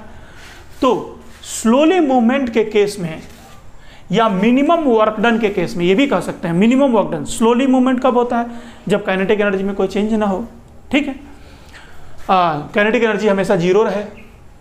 ठीक है, तो work done will be equal to change in potential energy in case of slowly movement या in case of minimum work done. तो वर्क डन बाई अगर एक्सटर्नल बोला जाए, एक्सटर्नल इक्वल टू, तो आएगा U final minus U initial. तो work done by external agent equal to ये हो जाएगा U फाइनल। U फाइनल का मतलब क्या होगा, जैसे कोई चार्ज Q को फाइनल से उठा के ले जा रहे हो आप, यहां से यहां उठा के ले जा रहे हो, तो U का फॉर्मूला होता है Q भी, तो इसको लिख सकते हो Q into V final minus V initial, Q into V initial. तो यहाँ Q कॉमन हो जाएगा, तो क्या मिला, work done by external equal to U final minus U initial and that is equal to Q into V final minus V initial. ये हो गया work done by external agent. और अगर आपसे कहा जाए work done by field force के द्वारा, तो ये दोनों work done equal and opposite होते हैं, क्योंकि स्लोली मूवमेंट हो रहा है, स्लोली मूवमेंट के दौरान दोनों फोर्स इक्वल एंड अपोजिट होते हैं। तो हो जाएगा U initial minus U final equal to Q into V initial minus V final. ये हो गया, इसको नोट करके रखें। इस पर 1-2 क्वेश्चन मैं आप लोगों को करा दे रहा हूं बच्चों। हाँ, बहुत थक गए ना, चलो कोई नहीं, बात नहीं, थोड़ी देर और पढ़ लिया जाए। एक क्वेश्चन ये दिया गया है कि सिंपल सा क्वेश्चन मैं कर रहा हूं, a charge Q equal to 2 coulomb shifted from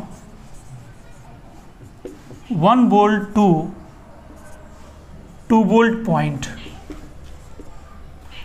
ठीक है, 1 वोल्ट पॉइंट से 2 वोल्ट पॉइंट पर शिफ्ट किया गया। Find the work done by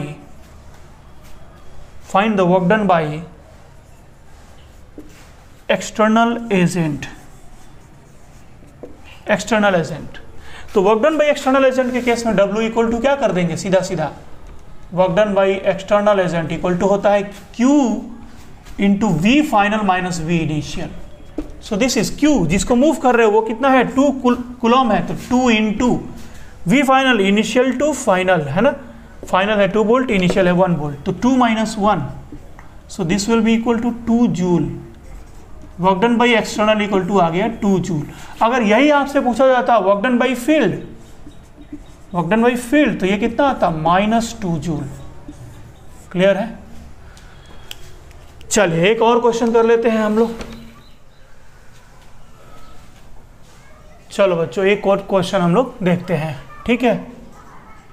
देखिए क्वेश्चन में दे रखा है कि these are the 2 point charges at separation, 2 point charges Q and Q, या Q1 एंड Q2 कर लीजिए, कोई इशू नहीं है, एट सेपरेशन R,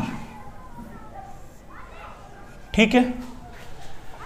क्वेश्चन कह रहा है कि find the work done, find the minimum work done to make their separation R/2।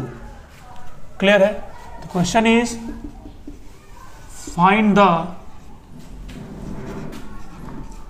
work done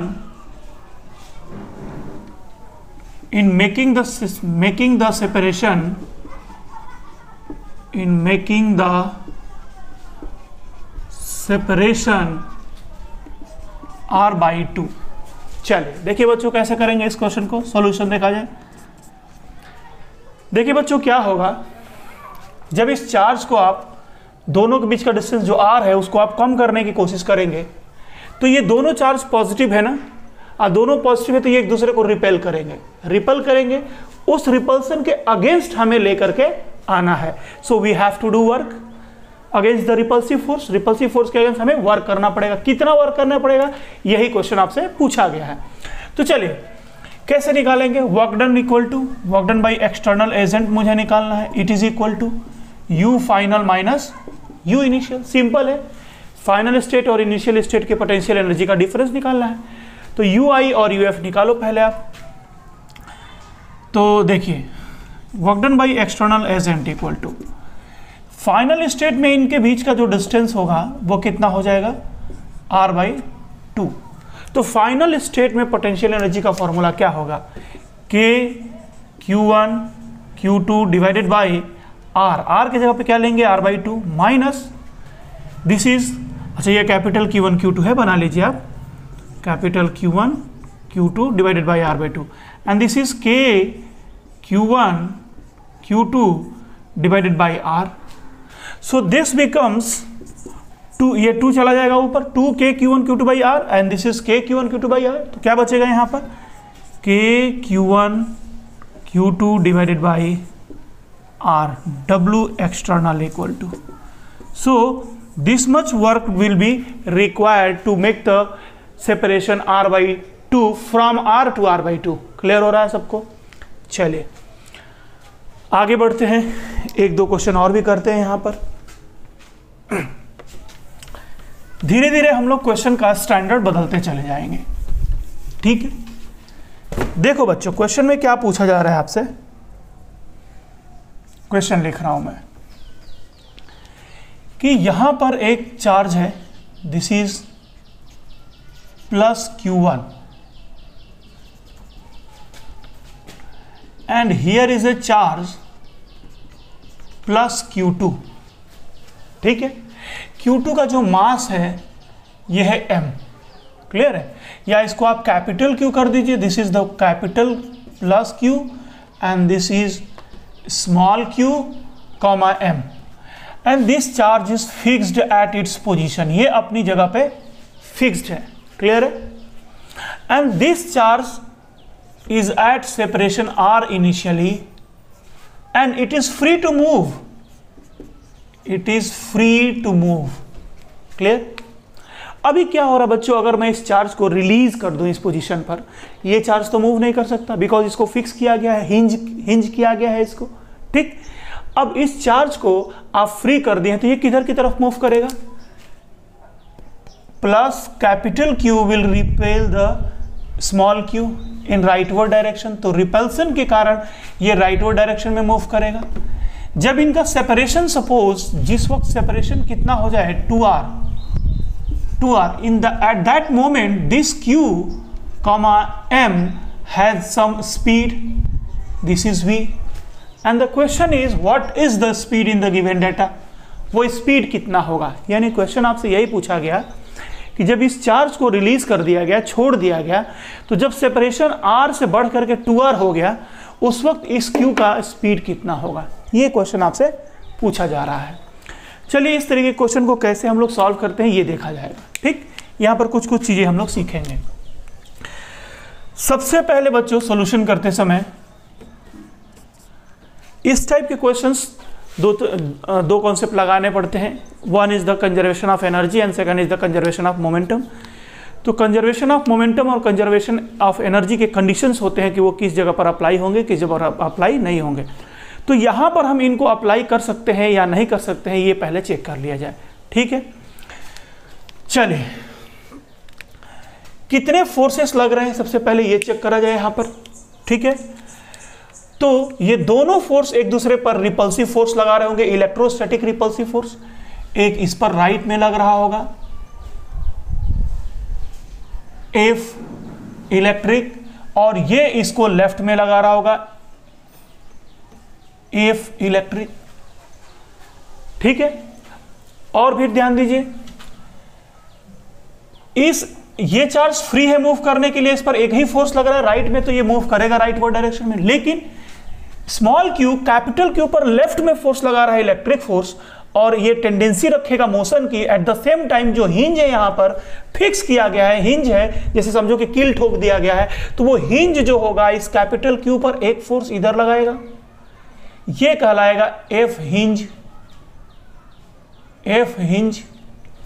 और ये हिंज फोर्स इस चार्ज को जबरदस्ती रेस्ट में रखेगा। कहने का मतलब ये हिंज फोर्स और ये फोर्स एक दूसरे को कैंसिल कर देंगे। ठीक, अब देखा जाए कि इस सिस्टम पर नेट फोर्स 0 है या नहीं है। ठीक, चलिए देखते हैं।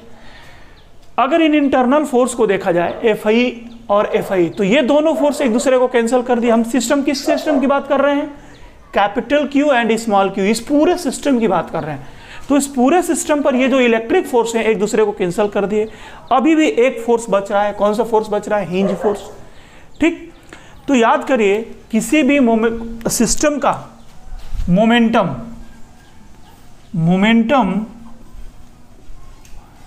कंजर्वेशन का क्या केस होता है, लीनियर मोमेंटम किस केस में आप कंजर्व कर पाते हैं, जब सिस्टम पर नेट फोर्स 0 होगा तो सिस्टम का लीनियर मोमेंटम कंजर्व होगा। बट यहां पर क्या है, सिस्टम पर नेट फोर्स 0 नहीं है, और जब नेट फोर्स 0 नहीं है तो इस सिस्टम का लीनियर मोमेंटम कंजर्व नहीं कर सकते हैं। एक चीज सीखा हमने आप यहां से। दूसरा चीज अब देखा जाएगा कि मैकेनिकल एनर्जी कंजर्व कर सकते हैं कि नहीं कर सकते। बच्चों मैकेनिकल एनर्जी कंजर्व करने का कंडीशन क्या होता है, मैकेनिकल एनर्जी को कंजर्व करने का कंडीशन होता है कि सिस्टम पर कोई एक्सटर्नल फोर्स या कोई ड्रैग फोर्स यानी फ्रिक्शनल फोर्स या एयर रेजिस्टेंस, कोई भी ड्रैग फोर्स के द्वारा कोई भी वर्क नहीं होना चाहिए। ठीक, हो सकता है कि वो फोर्स मौजूद हो लेकिन उनके द्वारा वर्क नहीं होना चाहिए। क्लियर है ना। यानी चलिए चेक करते हैं। पहली बात तो कि इस सिस्टम पर कोई भी ड्रैग फोर्स काम नहीं कर रहा है, कोई भी रेजिस्टेंस काम नहीं कर रहा है, रेजिस्टिव फोर्स काम नहीं कर रहा है। ठीक है, दूसरा चीज इंटरनल फोर्स हो सकता है, इंटरनल फोर्स से कोई मतलब नहीं है। ठीक, दूसरा चीज एक्सटर्नल फोर्स अगर मौजूद है तो उसके द्वारा भी कोई वर्क होना नहीं चाहिए, उसके द्वारा भी वर्क जन 0 होगा, तभी जाके हम लोग मैकेनिकल एनर्जी कंजर्व कर सकते हैं। तो चेक करते हैं कि यहाँ पर फ्रिक्शनल फोर्स जो हिंज फोर्स जो है F हिंज फोर्स के द्वारा कोई वर्क हो रहा है कि नहीं। क्लियर है, इस फोर्स के द्वारा work done by the hinge force, ठीक, this will be equal to how much. Check करिए, जिस पार्टिकल पर हिंज फोर्स राइट में लग रहा है इस पार्टिकल का कोई डिस्प्लेसमेंट नहीं हो रहा है, यानी हिंज पार्टिकल के द्वारा कैपिटल क्यू का कोई डिस्प्लेसमेंट नहीं हो रहा। जब डिस्प्लेसमेंट ही नहीं होगा तो वर्क डन 0 होगी, यानी work done by the hinge force is equal to 0। ये भी हो गया। तो जब work done by hinge force equal to 0 आ गया, इस केस में हम लोग मैकेनिकल एनर्जी को कंजर्व कर सकते हैं। So we can conserve the mechanical energy. ठीक, तो अब चलिए शुरू करते हैं सॉल्व करना यहां से। From the conservation of mechanical energy. ठीक है, कंजर्वेशन ऑफ मैकेनिकल एनर्जी क्या होता है भाई? K i plus U i equal to K f plus U f. ठीक है, इस सिस्टम के पास पहले से कोई काइनेटिक एनर्जी नहीं था, तो के आई की वैल्यू क्या हो गई? 0 हो गई, प्लस इस सिस्टम की पोटेंशियल एनर्जी कितनी हो जाएगी?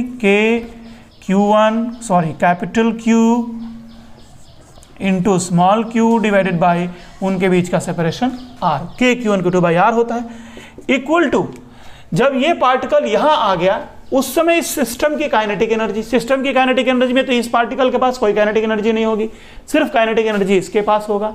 सो in that case kinetic energy की वैल्यू हो गई 1/2 small m into speed square plus उस समय ये सिस्टम की पोटेंशियल एनर्जी है, फाइनल स्टेट की पोटेंशियल एनर्जी। तो क्या करेंगे? K Q1 Q2 divided by distance, और डिस्टेंस कितना है? 2r है। क्लियर हो रहा है ये? चलिए आगे क्या करेंगे?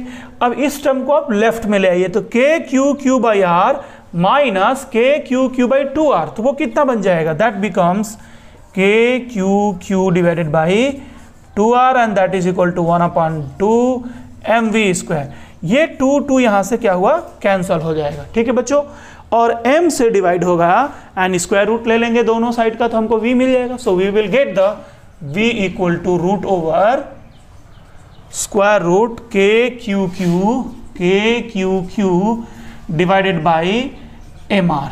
This is the speed of the charge particle at that moment. बहुत ही सिंपल तरीके से सॉल्व हो गया।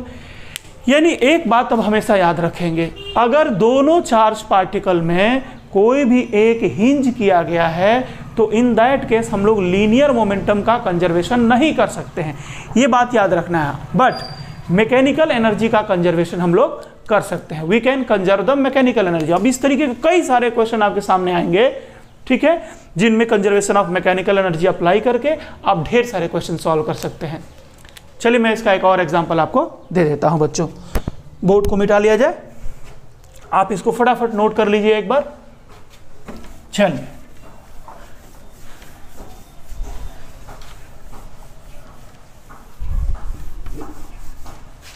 देखिए बच्चों, एक और क्वेश्चन मैं लिखता हूं इससे रिलेटेड।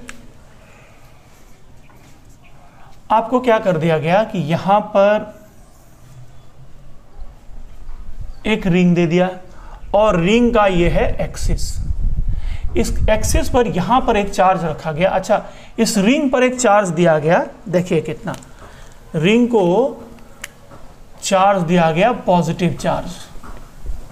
ठीक है, अब इस पॉजिटिव चार्ज की वैल्यू है Q1 और यहां पर जो चार्ज रखा गया दिस इज -Q, M। ठीक है, और इसको आप चाहें तो लिख दीजिए कैपिटल Q। ठीक है, कैपिटल Q। अब बच्चों क्वेश्चन ये पूछ रहा है कि इसको फिक्स किया गया है, दिस इज फिक्स्ड, ठीक, एंड दिस इज फ्री। ये वाला चार्ज जो है अपनी जगह पर है, फ्री है मूव करने के लिए। तो क्या पूछ रहा है, देखो क्या होगा अब यहां पर कि इस रिंग के कारण एक्सियल पॉइंट पर इलेक्ट्रिक फील्ड किधर होगी? इलेक्ट्रिक फील्ड इधर की तरफ होगी, E। तो इलेक्ट्रिक फील्ड जब राइट में होगा और निगेटिव चार्ज है तो इस पर इलेक्ट्रिक फोर्स किधर एक्ट करेगा? लेफ्ट में एक्ट करेगा। तो इलेक्ट्रिक फोर्स एक्ट करेगा इधर में, ये इस पर Fe एक्ट करेगा। क्लियर हो रहा है? और according to Newton's third law आप जानते हैं कि रिंग इस पर जितना इलेक्ट्रिक फोर्स लेफ्ट में लगाएगा ये इस पर राइट में उतना ही इलेक्ट्रिक फोर्स अप्लाई करेगा। ठीक, बट एक हिंज फोर्स भी यहां पर मौजूद होगा, तो नेट जो होगा, नेट फोर्स जो होगा इस सिस्टम पर वो 0 नहीं होगा, जैसा पिछला क्वेश्चन में था। क्लियर है? तो चलो उससे हमको कोई लेन देन नहीं है। हमको बस ये बताना है कि इस फोर्स के कारण चार्ज एक्सिस के अलॉन्ग मूव करेगा, और एक्सिस के अलॉन्ग मूव करेगा तो इसके पास स्पीड आएगी, धीरे धीरे इसकी स्पीड बढ़ती चली जाएगी। और जब ये इसके सेंटर से पास हो रहा होगा, सेंटर से, तो कह रहे हैं कि सेंटर से पास होते समय इस चार्ज पार्टिकल के पास कितनी स्पीड होगी, दिस इज द क्वेश्चन। ठीक, क्लियर हो रहा है? तो क्वेश्चन कह रहा है कि find the speed of -q, m when passes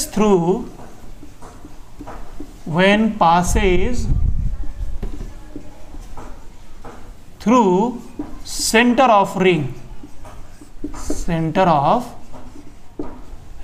clear हो रहा है? चलिए सॉल्व करते हैं।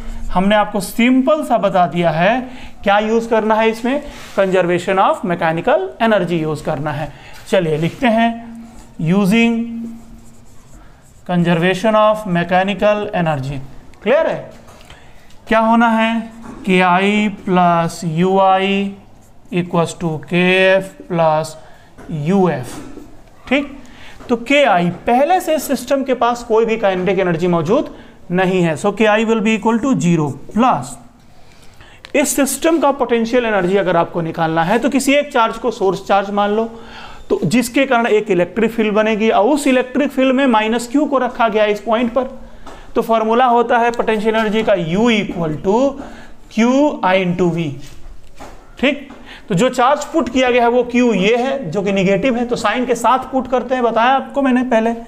तो -q इंटू यहां का V, इस पॉइंट का V, और इस पॉइंट का V किसके कारण, रिंग के कारण। रिंग के कारण पोटेंशियल का फॉर्मूला होता है K capital Q divided by root over capital R square plus. अच्छा, एक चीज और भी मैं आपको बता दूं, ये जो डिस्टेंस है ना, यहां से यहां तक का डिस्टेंस भी दिए रखा है √3r। कितना है? √3r। तो बच्चों √3r ये x कहलाएगा ना, √3r का स्क्वायर करोगे तो क्या बनेगा, 3r square, and this is equal to K final. इसके पास तो कोई काइनेटिक एनर्जी आएगी नहीं, जब ये मतलब -q जब सेंटर पे पहुंचेगा उस वक्त इसके पास एक स्पीड होगी v, तो कितना इसके पास काइनेटिक एनर्जी होगा, 1/2 small m into v square plus इसकी potential energy when it is at the point O, तो -q into potential at centre of ring, वो कितना होता है, k capital Q by capital R। अब ये वाला टर्म देखो बच्चों, पहले इस वाले टर्म को क्या करो, इस वाले टर्म को लेफ्ट में लेके आओ, तो कितना बनेगा, K Q divided by capital R minus ये वाला कितना बनेगा, K capital Q small q divided by 2r, and that is equal to 1/2 small m v square. Clear हो रहा है सारे बच्चों? अब देखिए फर्स्ट टर्म में से सेकेंड टर्म को आप जब माइनस करते हो तो कितना आ गया, ये डस्टर मेरा उड़ जा रहा है बार बार। चलिए, तो कितना आ गया, K Q Q divided by 1/1 minus 1/2 बनेगा, तो ये 1/2 आ जाएगा, this is 2r, and that is equal to 1/2 mv square. यहाँ भी वैसा ही फॉर्मूला आ गया, तो v की वैल्यू हो जाएगी रूट ओवर के capital Q small q divided by mr। This is the speed of the charge when passes through the centre of the ring. Clear हो रहा है बच्चों? चलिए इसको नोट कर डालिए, इसके आगे एक दो और एग्जांपल मैं आपको करा देता हूं। चलिए, ऐसे क्वेश्चंस आप लोगों ने किए हुए हैं क्लास 11th में, ग्रेविटेशन में किए हुए हैं, वर्क पावर एनर्जी में किए हुए हैं, ठीक है ना। चलिए एक क्वेश्चन और उठाते हैं।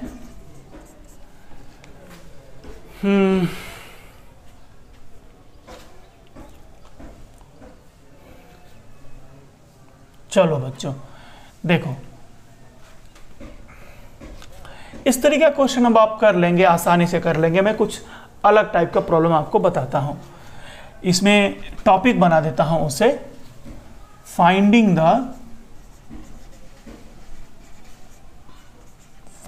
The distance of closest closest approach. ये डिस्टेंस ऑफ क्लोजेस्ट अप्रोच के बारे में समझिए। इसमें हम लोग 3 अलग अलग केसेस के बारे में डिस्कस करेंगे, ठीक। केस नंबर 1,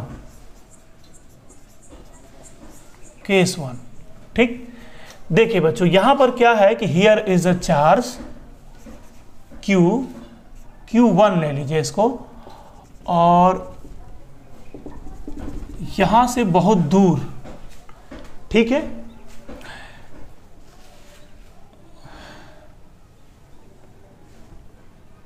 यहां पर सपोज करो कैपिटल Q चार्ज है, और ये इन दोनों के बीच का सेपरेशन इनफाइनाइट है, बहुत दूर है एक दूसरे से, इनफाइनाइट सपोज कर लो, and this charge is fixed at its position, ये अपनी जगह पे फिक्स है। क्लियर है? मैंने क्या किया है कि इस चार्ज को Q1 को इस डायरेक्शन में एक स्पीड दिया u, ठीक। कह रहे, क्वेश्चन पूछ रहा कि अगर u स्पीड दिया तो Q1 और कैपिटल Q या स्मॉल q और कैपिटल Q के बीच का क्लोजेस्ट अप्रोच कितना होगा, क्लोजेस्ट अप्रोच या मिनिमम सेपरेशन कितना होगा। देखिए क्या होने वाला है, कैपिटल Q स्मॉल q पर लेफ्ट में फोर्स लगाएगा, जिसके कारण इसकी स्पीड धीरे धीरे धीरे धीरे डिक्रीज होगी और कहीं आकर के स्पीड 0 हो जाएगा। तो जब स्पीड 0 हो जाएगा तो उस वक्त इनकी जो सेपरेशन होगी that is the minimum separation.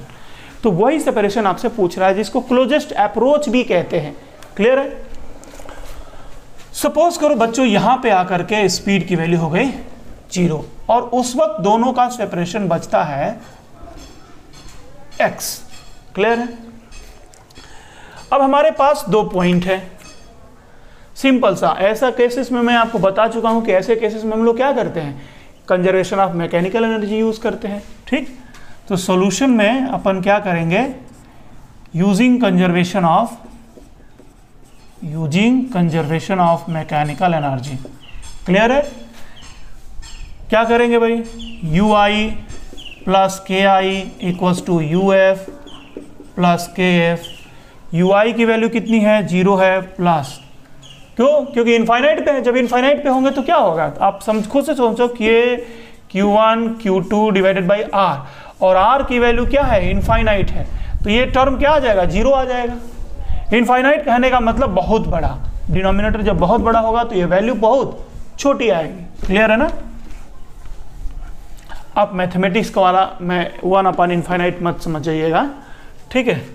0 plus KI कितना होगा, kinetic energy of the system कितना है, 1/2, इसका मास एज्यूम किया गया है स्मॉल m, तो 1/2 m into U square, and that is equal to final state की पोटेंशियल एनर्जी कितनी है भाई, K small q capital Q divided by x, and plus kinetic energy कितनी है, 0 है। फाइनली काइनेटिक एनर्जी 0 हो चुका है, ठीक है। अब यहां से क्या करोगी, आप निकाल सकते हो, x की वैल्यू निकाल लो, यहां से x इक्वल टू आ जाएगा कितना, 2kq divided by mu square. This is the closest approach, ये क्लोजेस्ट अप्रोच कहलाएगा, ठीक है। क्लियर है? चलिए आगे बढ़ते हैं, दूसरा देखते हैं इसमें केस।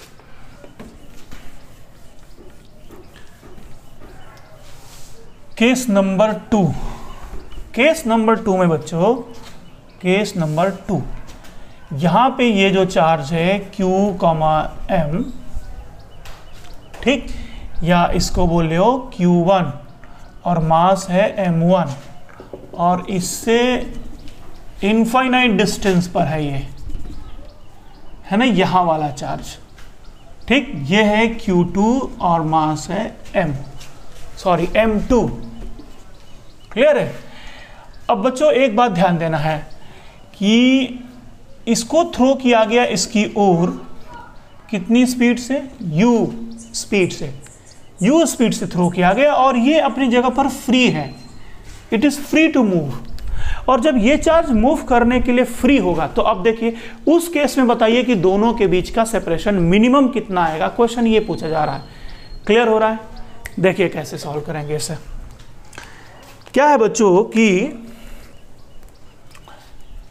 Q1 Q2 पर फोर्स लगाएगा राइट में F, और Q2 Q1 पर फोर्स लगाएगा लेफ्ट में F इलेक्ट्रिक। इससे क्या होने वाला है, Q1 का वेलोसिटी है राइट में और फोर्स है लेफ्ट में, तो इसकी स्पीड स्लोली धीरे धीरे क्या करेगी, डिक्रीज करेगी।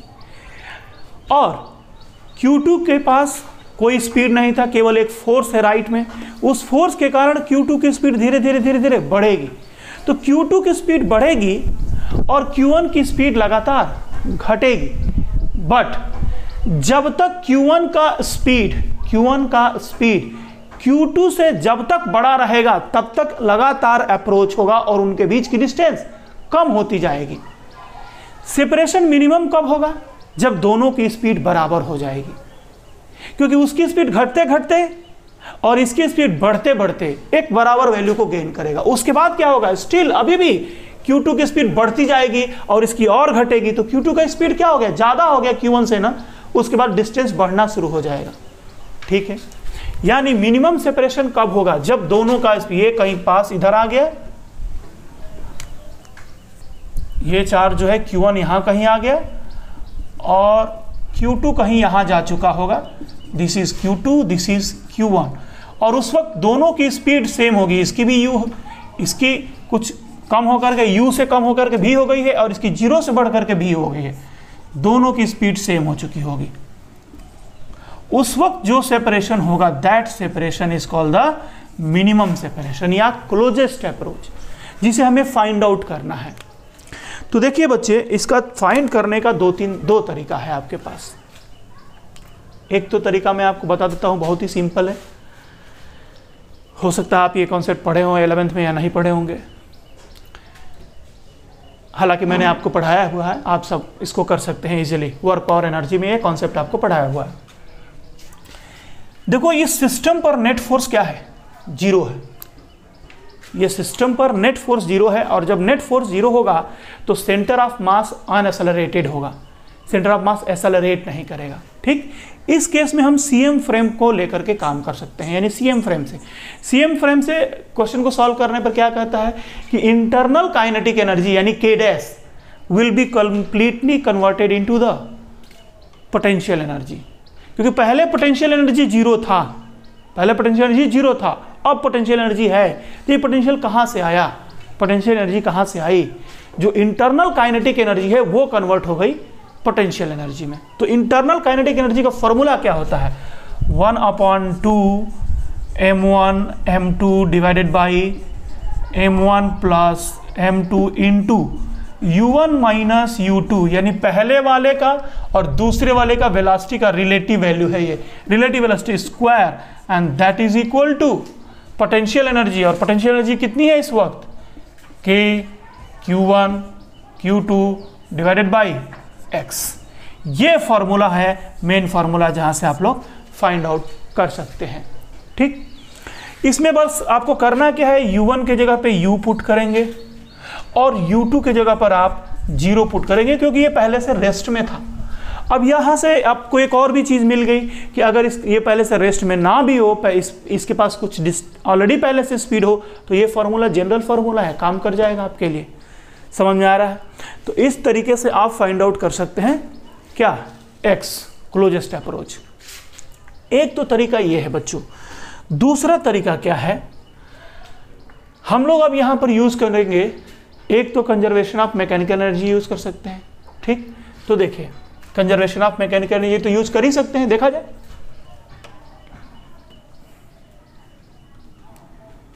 From conservation of mechanical energy, conservation of mechanical energy से क्या मिलेगा हमको, इनिशियल स्टेट का पोटेंशियल 0 प्लस फाइनल स्टेट का काइनेटिक, इनिशियल स्टेट का काइनेटिक कितना है, 1/2 mu square m1 u square, and equal to final state का काइनेटिक जो कि 0 है, ठीक है, एंड प्लस फाइनल स्टेट का पोटेंशियल जो कि कितना है, k q1 q2 divided by x है। एक इक्वेशन यहां से बनेगा हमारे पास, एक इक्वेशन यहां से बना, दूसरा, अब इसमें क्या क्या अननोन है, सोचो आपके पास अननोन है,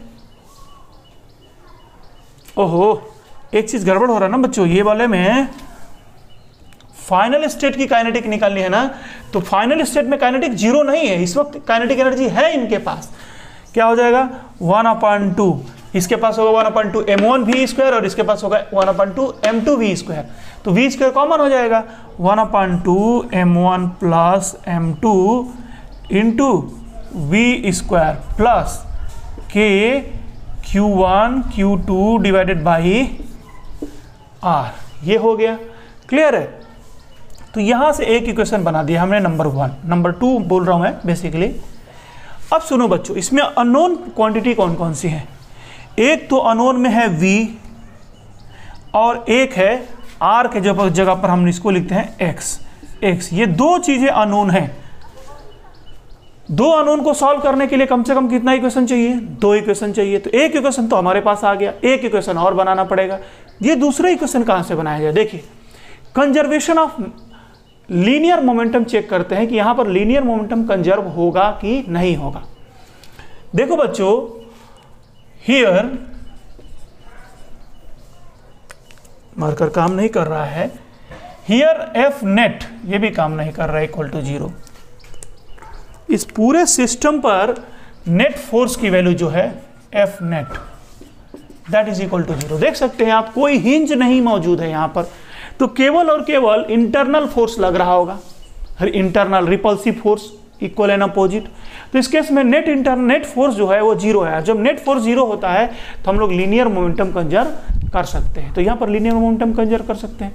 इनिशियल स्टेट का momentum from conservation of linear momentum, क्या इनिशियल स्टेट का मोमेंटम है m1 into u equal to final state का मोमेंटम, इसके पास भी लीनियर मोमेंटम है, इसके पास भी है, तो इसके पास है m1 भी और इसके पास है m2 भी, तो कितना हो जाएगा m1 plus m2 into v, equation number 1। देखो बच्चों, यहां से जानते हो क्या निकल गया, इसको डिवाइड करो, आप डिवाइड करो, इसमें क्या क्या आपको मालूम है, m1 मालूम है, u मालूम है, m1 मालूम है, m2 मालूम है, इसको डिवाइड करने से क्या मिल गया, v की वैल्यू आ गई, और ये v की वैल्यू ले आकर के इस सेकंड इक्वेशन में पुट कर देंगे। तो अब इसमें पुट करने के बाद सबको एक तरफ ले जाएंगे, सॉल्व करेंगे, किसकी वैल्यू आएगी, x की वैल्यू आएगी। तो यहां से x की वैल्यू इजीली फाइनली सॉल्व करेंगे, देखिएगा आपको यही इक्वेशन आएगा, यानी इसकी जगह पर u² आएगा, क्योंकि हमने u2 की वैल्यू क्या ली हुई है, 0 ली हुई है। समझ में आ रहा है। ये दूसरा केस था क्लोजेस्ट अप्रोच फाइंड आउट करने का, ठीक। हालांकि इस तरीके के क्वेश्चन में बता दूं जेईई मेंस या एडवांस में आते हैं, ठीक है। बोर्ड्स के बच्चों के लिए या नीट के बच्चों के लिए कोई परेशान होने की जरूरत नहीं है। अगर नहीं समझ में आए तो आप इसको स्किप कर सकते हैं, ठीक है, स्किप कर सकते हैं इसको। चलिए आगे बढ़ते हैं।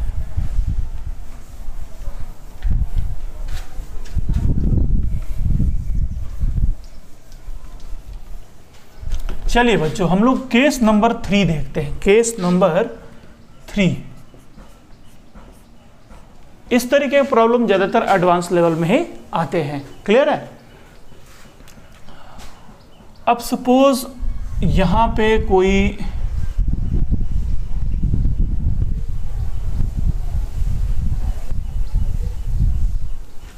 यहां दिखा, हाँ चलो यहीं दिखा देता हूं। यहां पर कोई प्लस कैपिटल Q चार्ज है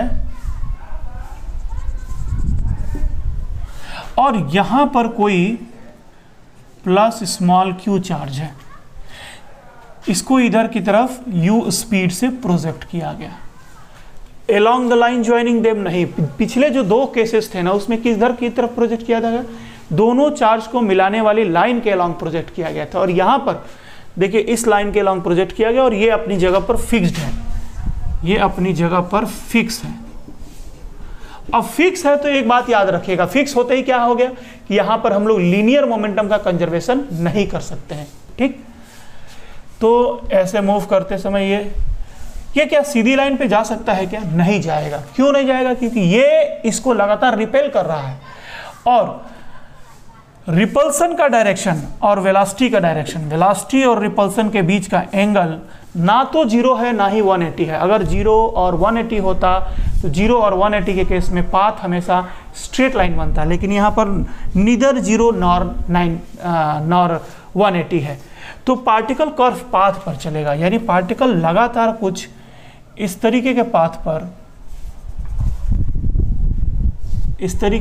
पर ट्रेवल करेगा, ऐसा। तो बच्चों अब ये समझना होगा कि मिनिमम डिस्टेंस, देखिए डिस्टेंस तो लगातार इनके बीच का डिस्टेंस पहले ये है, लगातार डिस्टेंस कम हो रहा है। मिनिमम कब होगा? जब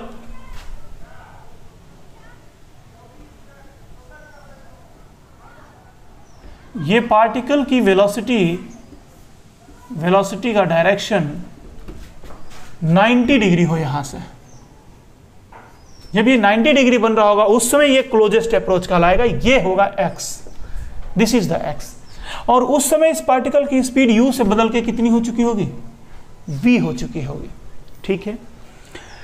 तो हमको x फाइंड आउट करना है। अब यहां पर फिर से दो अननोन क्वांटिटी आ गए, x और v, क्लियर है। तो कम से कम यहां पर आपको दो इक्वेशन की जरूरत पड़ेगी, बिना दो इक्वेशन के आप इस क्वेश्चन को सॉल्व नहीं कर सकते हैं। चलिए एक इक्वेशन हम लोग लगाते हैं सबसे पहले, from the conservation of energy, mechanical energy, from conservation of mechanical energy. Mechanical energy के कंजर्वेशन से क्या फॉर्मूला होता है? ui प्लस के आई इक्वल टू uf प्लस के एफ। ui का वैल्यू दोनों इनफाइनाइट पे है, ये बहुत दूर है तो इनफाइनाइट पे है, तो ui की वैल्यू हो जाएगी 0 इक्वल टू के आई कितना हो जाएगा? 1/2 mu स्क्वायर, 1/2 mu स्क्वायर, इसका मास m है, क्लियर है, इक्वल टू u फाइनल। ये हमारा इनिशियल स्टेट है, ये हमारा फाइनल स्टेट है। इन दोनों स्टेट के बीच में हम लोग अप्लाई कर रहे हैं कंजर्वेशन ऑफ मैकेनिकल एनर्जी। तो u फाइनल की वैल्यू हो जाएगी k small q capital Q divided by x plus, इस वक्त काइनेटिक एनर्जी कितनी है? 1/2 m into v square, equation number 1। ये इक्वेशन 1 हो गया। इसमें दो अननोन नंबर्स हैं, ध्यान से देखिए, एक तो x अननोन है हमारा और एक v अननोन है हमारा। इन दोनों को फाइंड आउट करना है, तो दूसरा इक्वेशन क्या अप्लाई करेंगे? एक चीज तो क्लियर है कि लीनियर मोमेंटम कंजर्व नहीं होगा, लीनियर मोमेंटम कंजर्व नहीं कर सकते, ये सबको मालूम है, पहले भी के केसेस में मैं पढ़ा चुका हूं, ठीक। यहां पर बच्चों चेक किया जाए क्या एंगुलर मोमेंटम कंजर्व होगा क्या? Can we conserve the angular momentum? Check करते हैं। देखो बच्चों, ये जो है चार्ज पार्टिकल इसको रिपेल कर रहा है इस लाइन के अलावा, F इलेक्ट्रिक, और ये इसको इधर रिपेल कर रहा है F इलेक्ट्रिक, और इस पर एक हिंज फोर्स इस वक्त लग रहा होगा F हिंज, ठीक। ध्यान से देखो, ये तीनों के तीनों फोर्स की line of action capital Q से होके गुजर रही है, और जब कैपिटल Q से होके गुजर रही है तीनों की तीनों लाइंस, ठीक है। तो इस पॉइंट के अबाउट, कैपिटल Q के अबाउट, इन तीनों फोर्स का जो टॉर्क होगा, कैपिटल Q के अबाउट इन तीनों फोर्स का Fi, F हिंज और F, इसके अबाउट टॉर्क 0 होगा। तो हम कहेंगे कि since torque net torque about capital Q equal to 0, और जब कैपिटल Q के अबाउट नेट टॉर्क 0 होगा तो इसके about net angular momentum conserve होगा।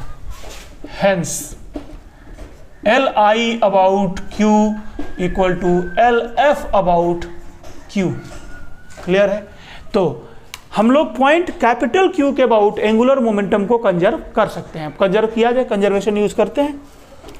तो L इनिशियल, इसके अबाउट जब एंगुलर मोमेंटम निकालोगे इस पार्टिकल का, तो क्या होता है? फॉर्मूला होता है mvr, पढ़ा है आप सबने, स्मॉल m u, और उसके लाइन ऑफ एक्शन की परपेंडिकुलर डिस्टेंस लेते हैं, और वो परपेंडिकुलर डिस्टेंस हमें सपोज करो दे रखा है कितना? d हमें दिया गया है, मैंने नोट नहीं किया था, तो this is d equal to mu into d. दूसरा क्या है भाई? इक्वल टू, इस वक्त एंगुलर मोमेंटम कितना होगा, तो m into v into x, m v x perpendicular है already, m v x, equation number 2। अब देखो यहां भी v और x और यहां भी v और x, तो एक इक्वेशन ये मिला, एक इक्वेशन ये मिला। इन दोनों इक्वेशन को मिला करके बच्चों हम लोग यहां से सॉल्व कर लेंगे, हमें क्लोजेस्ट अप्रोच की वैल्यू मिल जाएगी। आप स्क्रीनशॉट ले लीजिए इसका एक बार, ठीक है। तो चलिए बच्चों, ये मेथड रहा हमारा फाइंड आउट करने का क्लोजेस्ट अप्रोच। हमने ऑलमोस्ट आपको इतने एग्जाम्पल करा दिए हैं जिससे कि आप इलेक्ट्रिक पोटेंशियल एनर्जी से रिलेटेड और भी क्वेश्चंस को आप लोग सॉल्व कर सकते हैं, इजीली सॉल्व कर सकते हैं। इसके नेक्स्ट क्लास में, नेक्स्ट लेक्चर में हम लोग पढ़ेंगे relation between electric field and potential and one more topic equipotential surface. तब तक बच्चों इस लेक्चर को आप बहुत अच्छे से प्रिपेयर करिए। मिलते हैं अगले लेक्चर में, और डीपीपीस वगैरह क्वेश्चंस वगैरह को सॉल्व करते रहिए, एससी वर्मा के क्वेश्चंस को सॉल्व करते रहिए। सीक्वेंस में काफ़ी इजी और काफ़ी सिस्टमेटिक ढंग से बने हुए हैं, ठीक है। चलिए तो मिलते हैं अगले लेक्चर में, तब तक हंसते रहिए, खेलते रहिए, पढ़ते रहिए। All the best.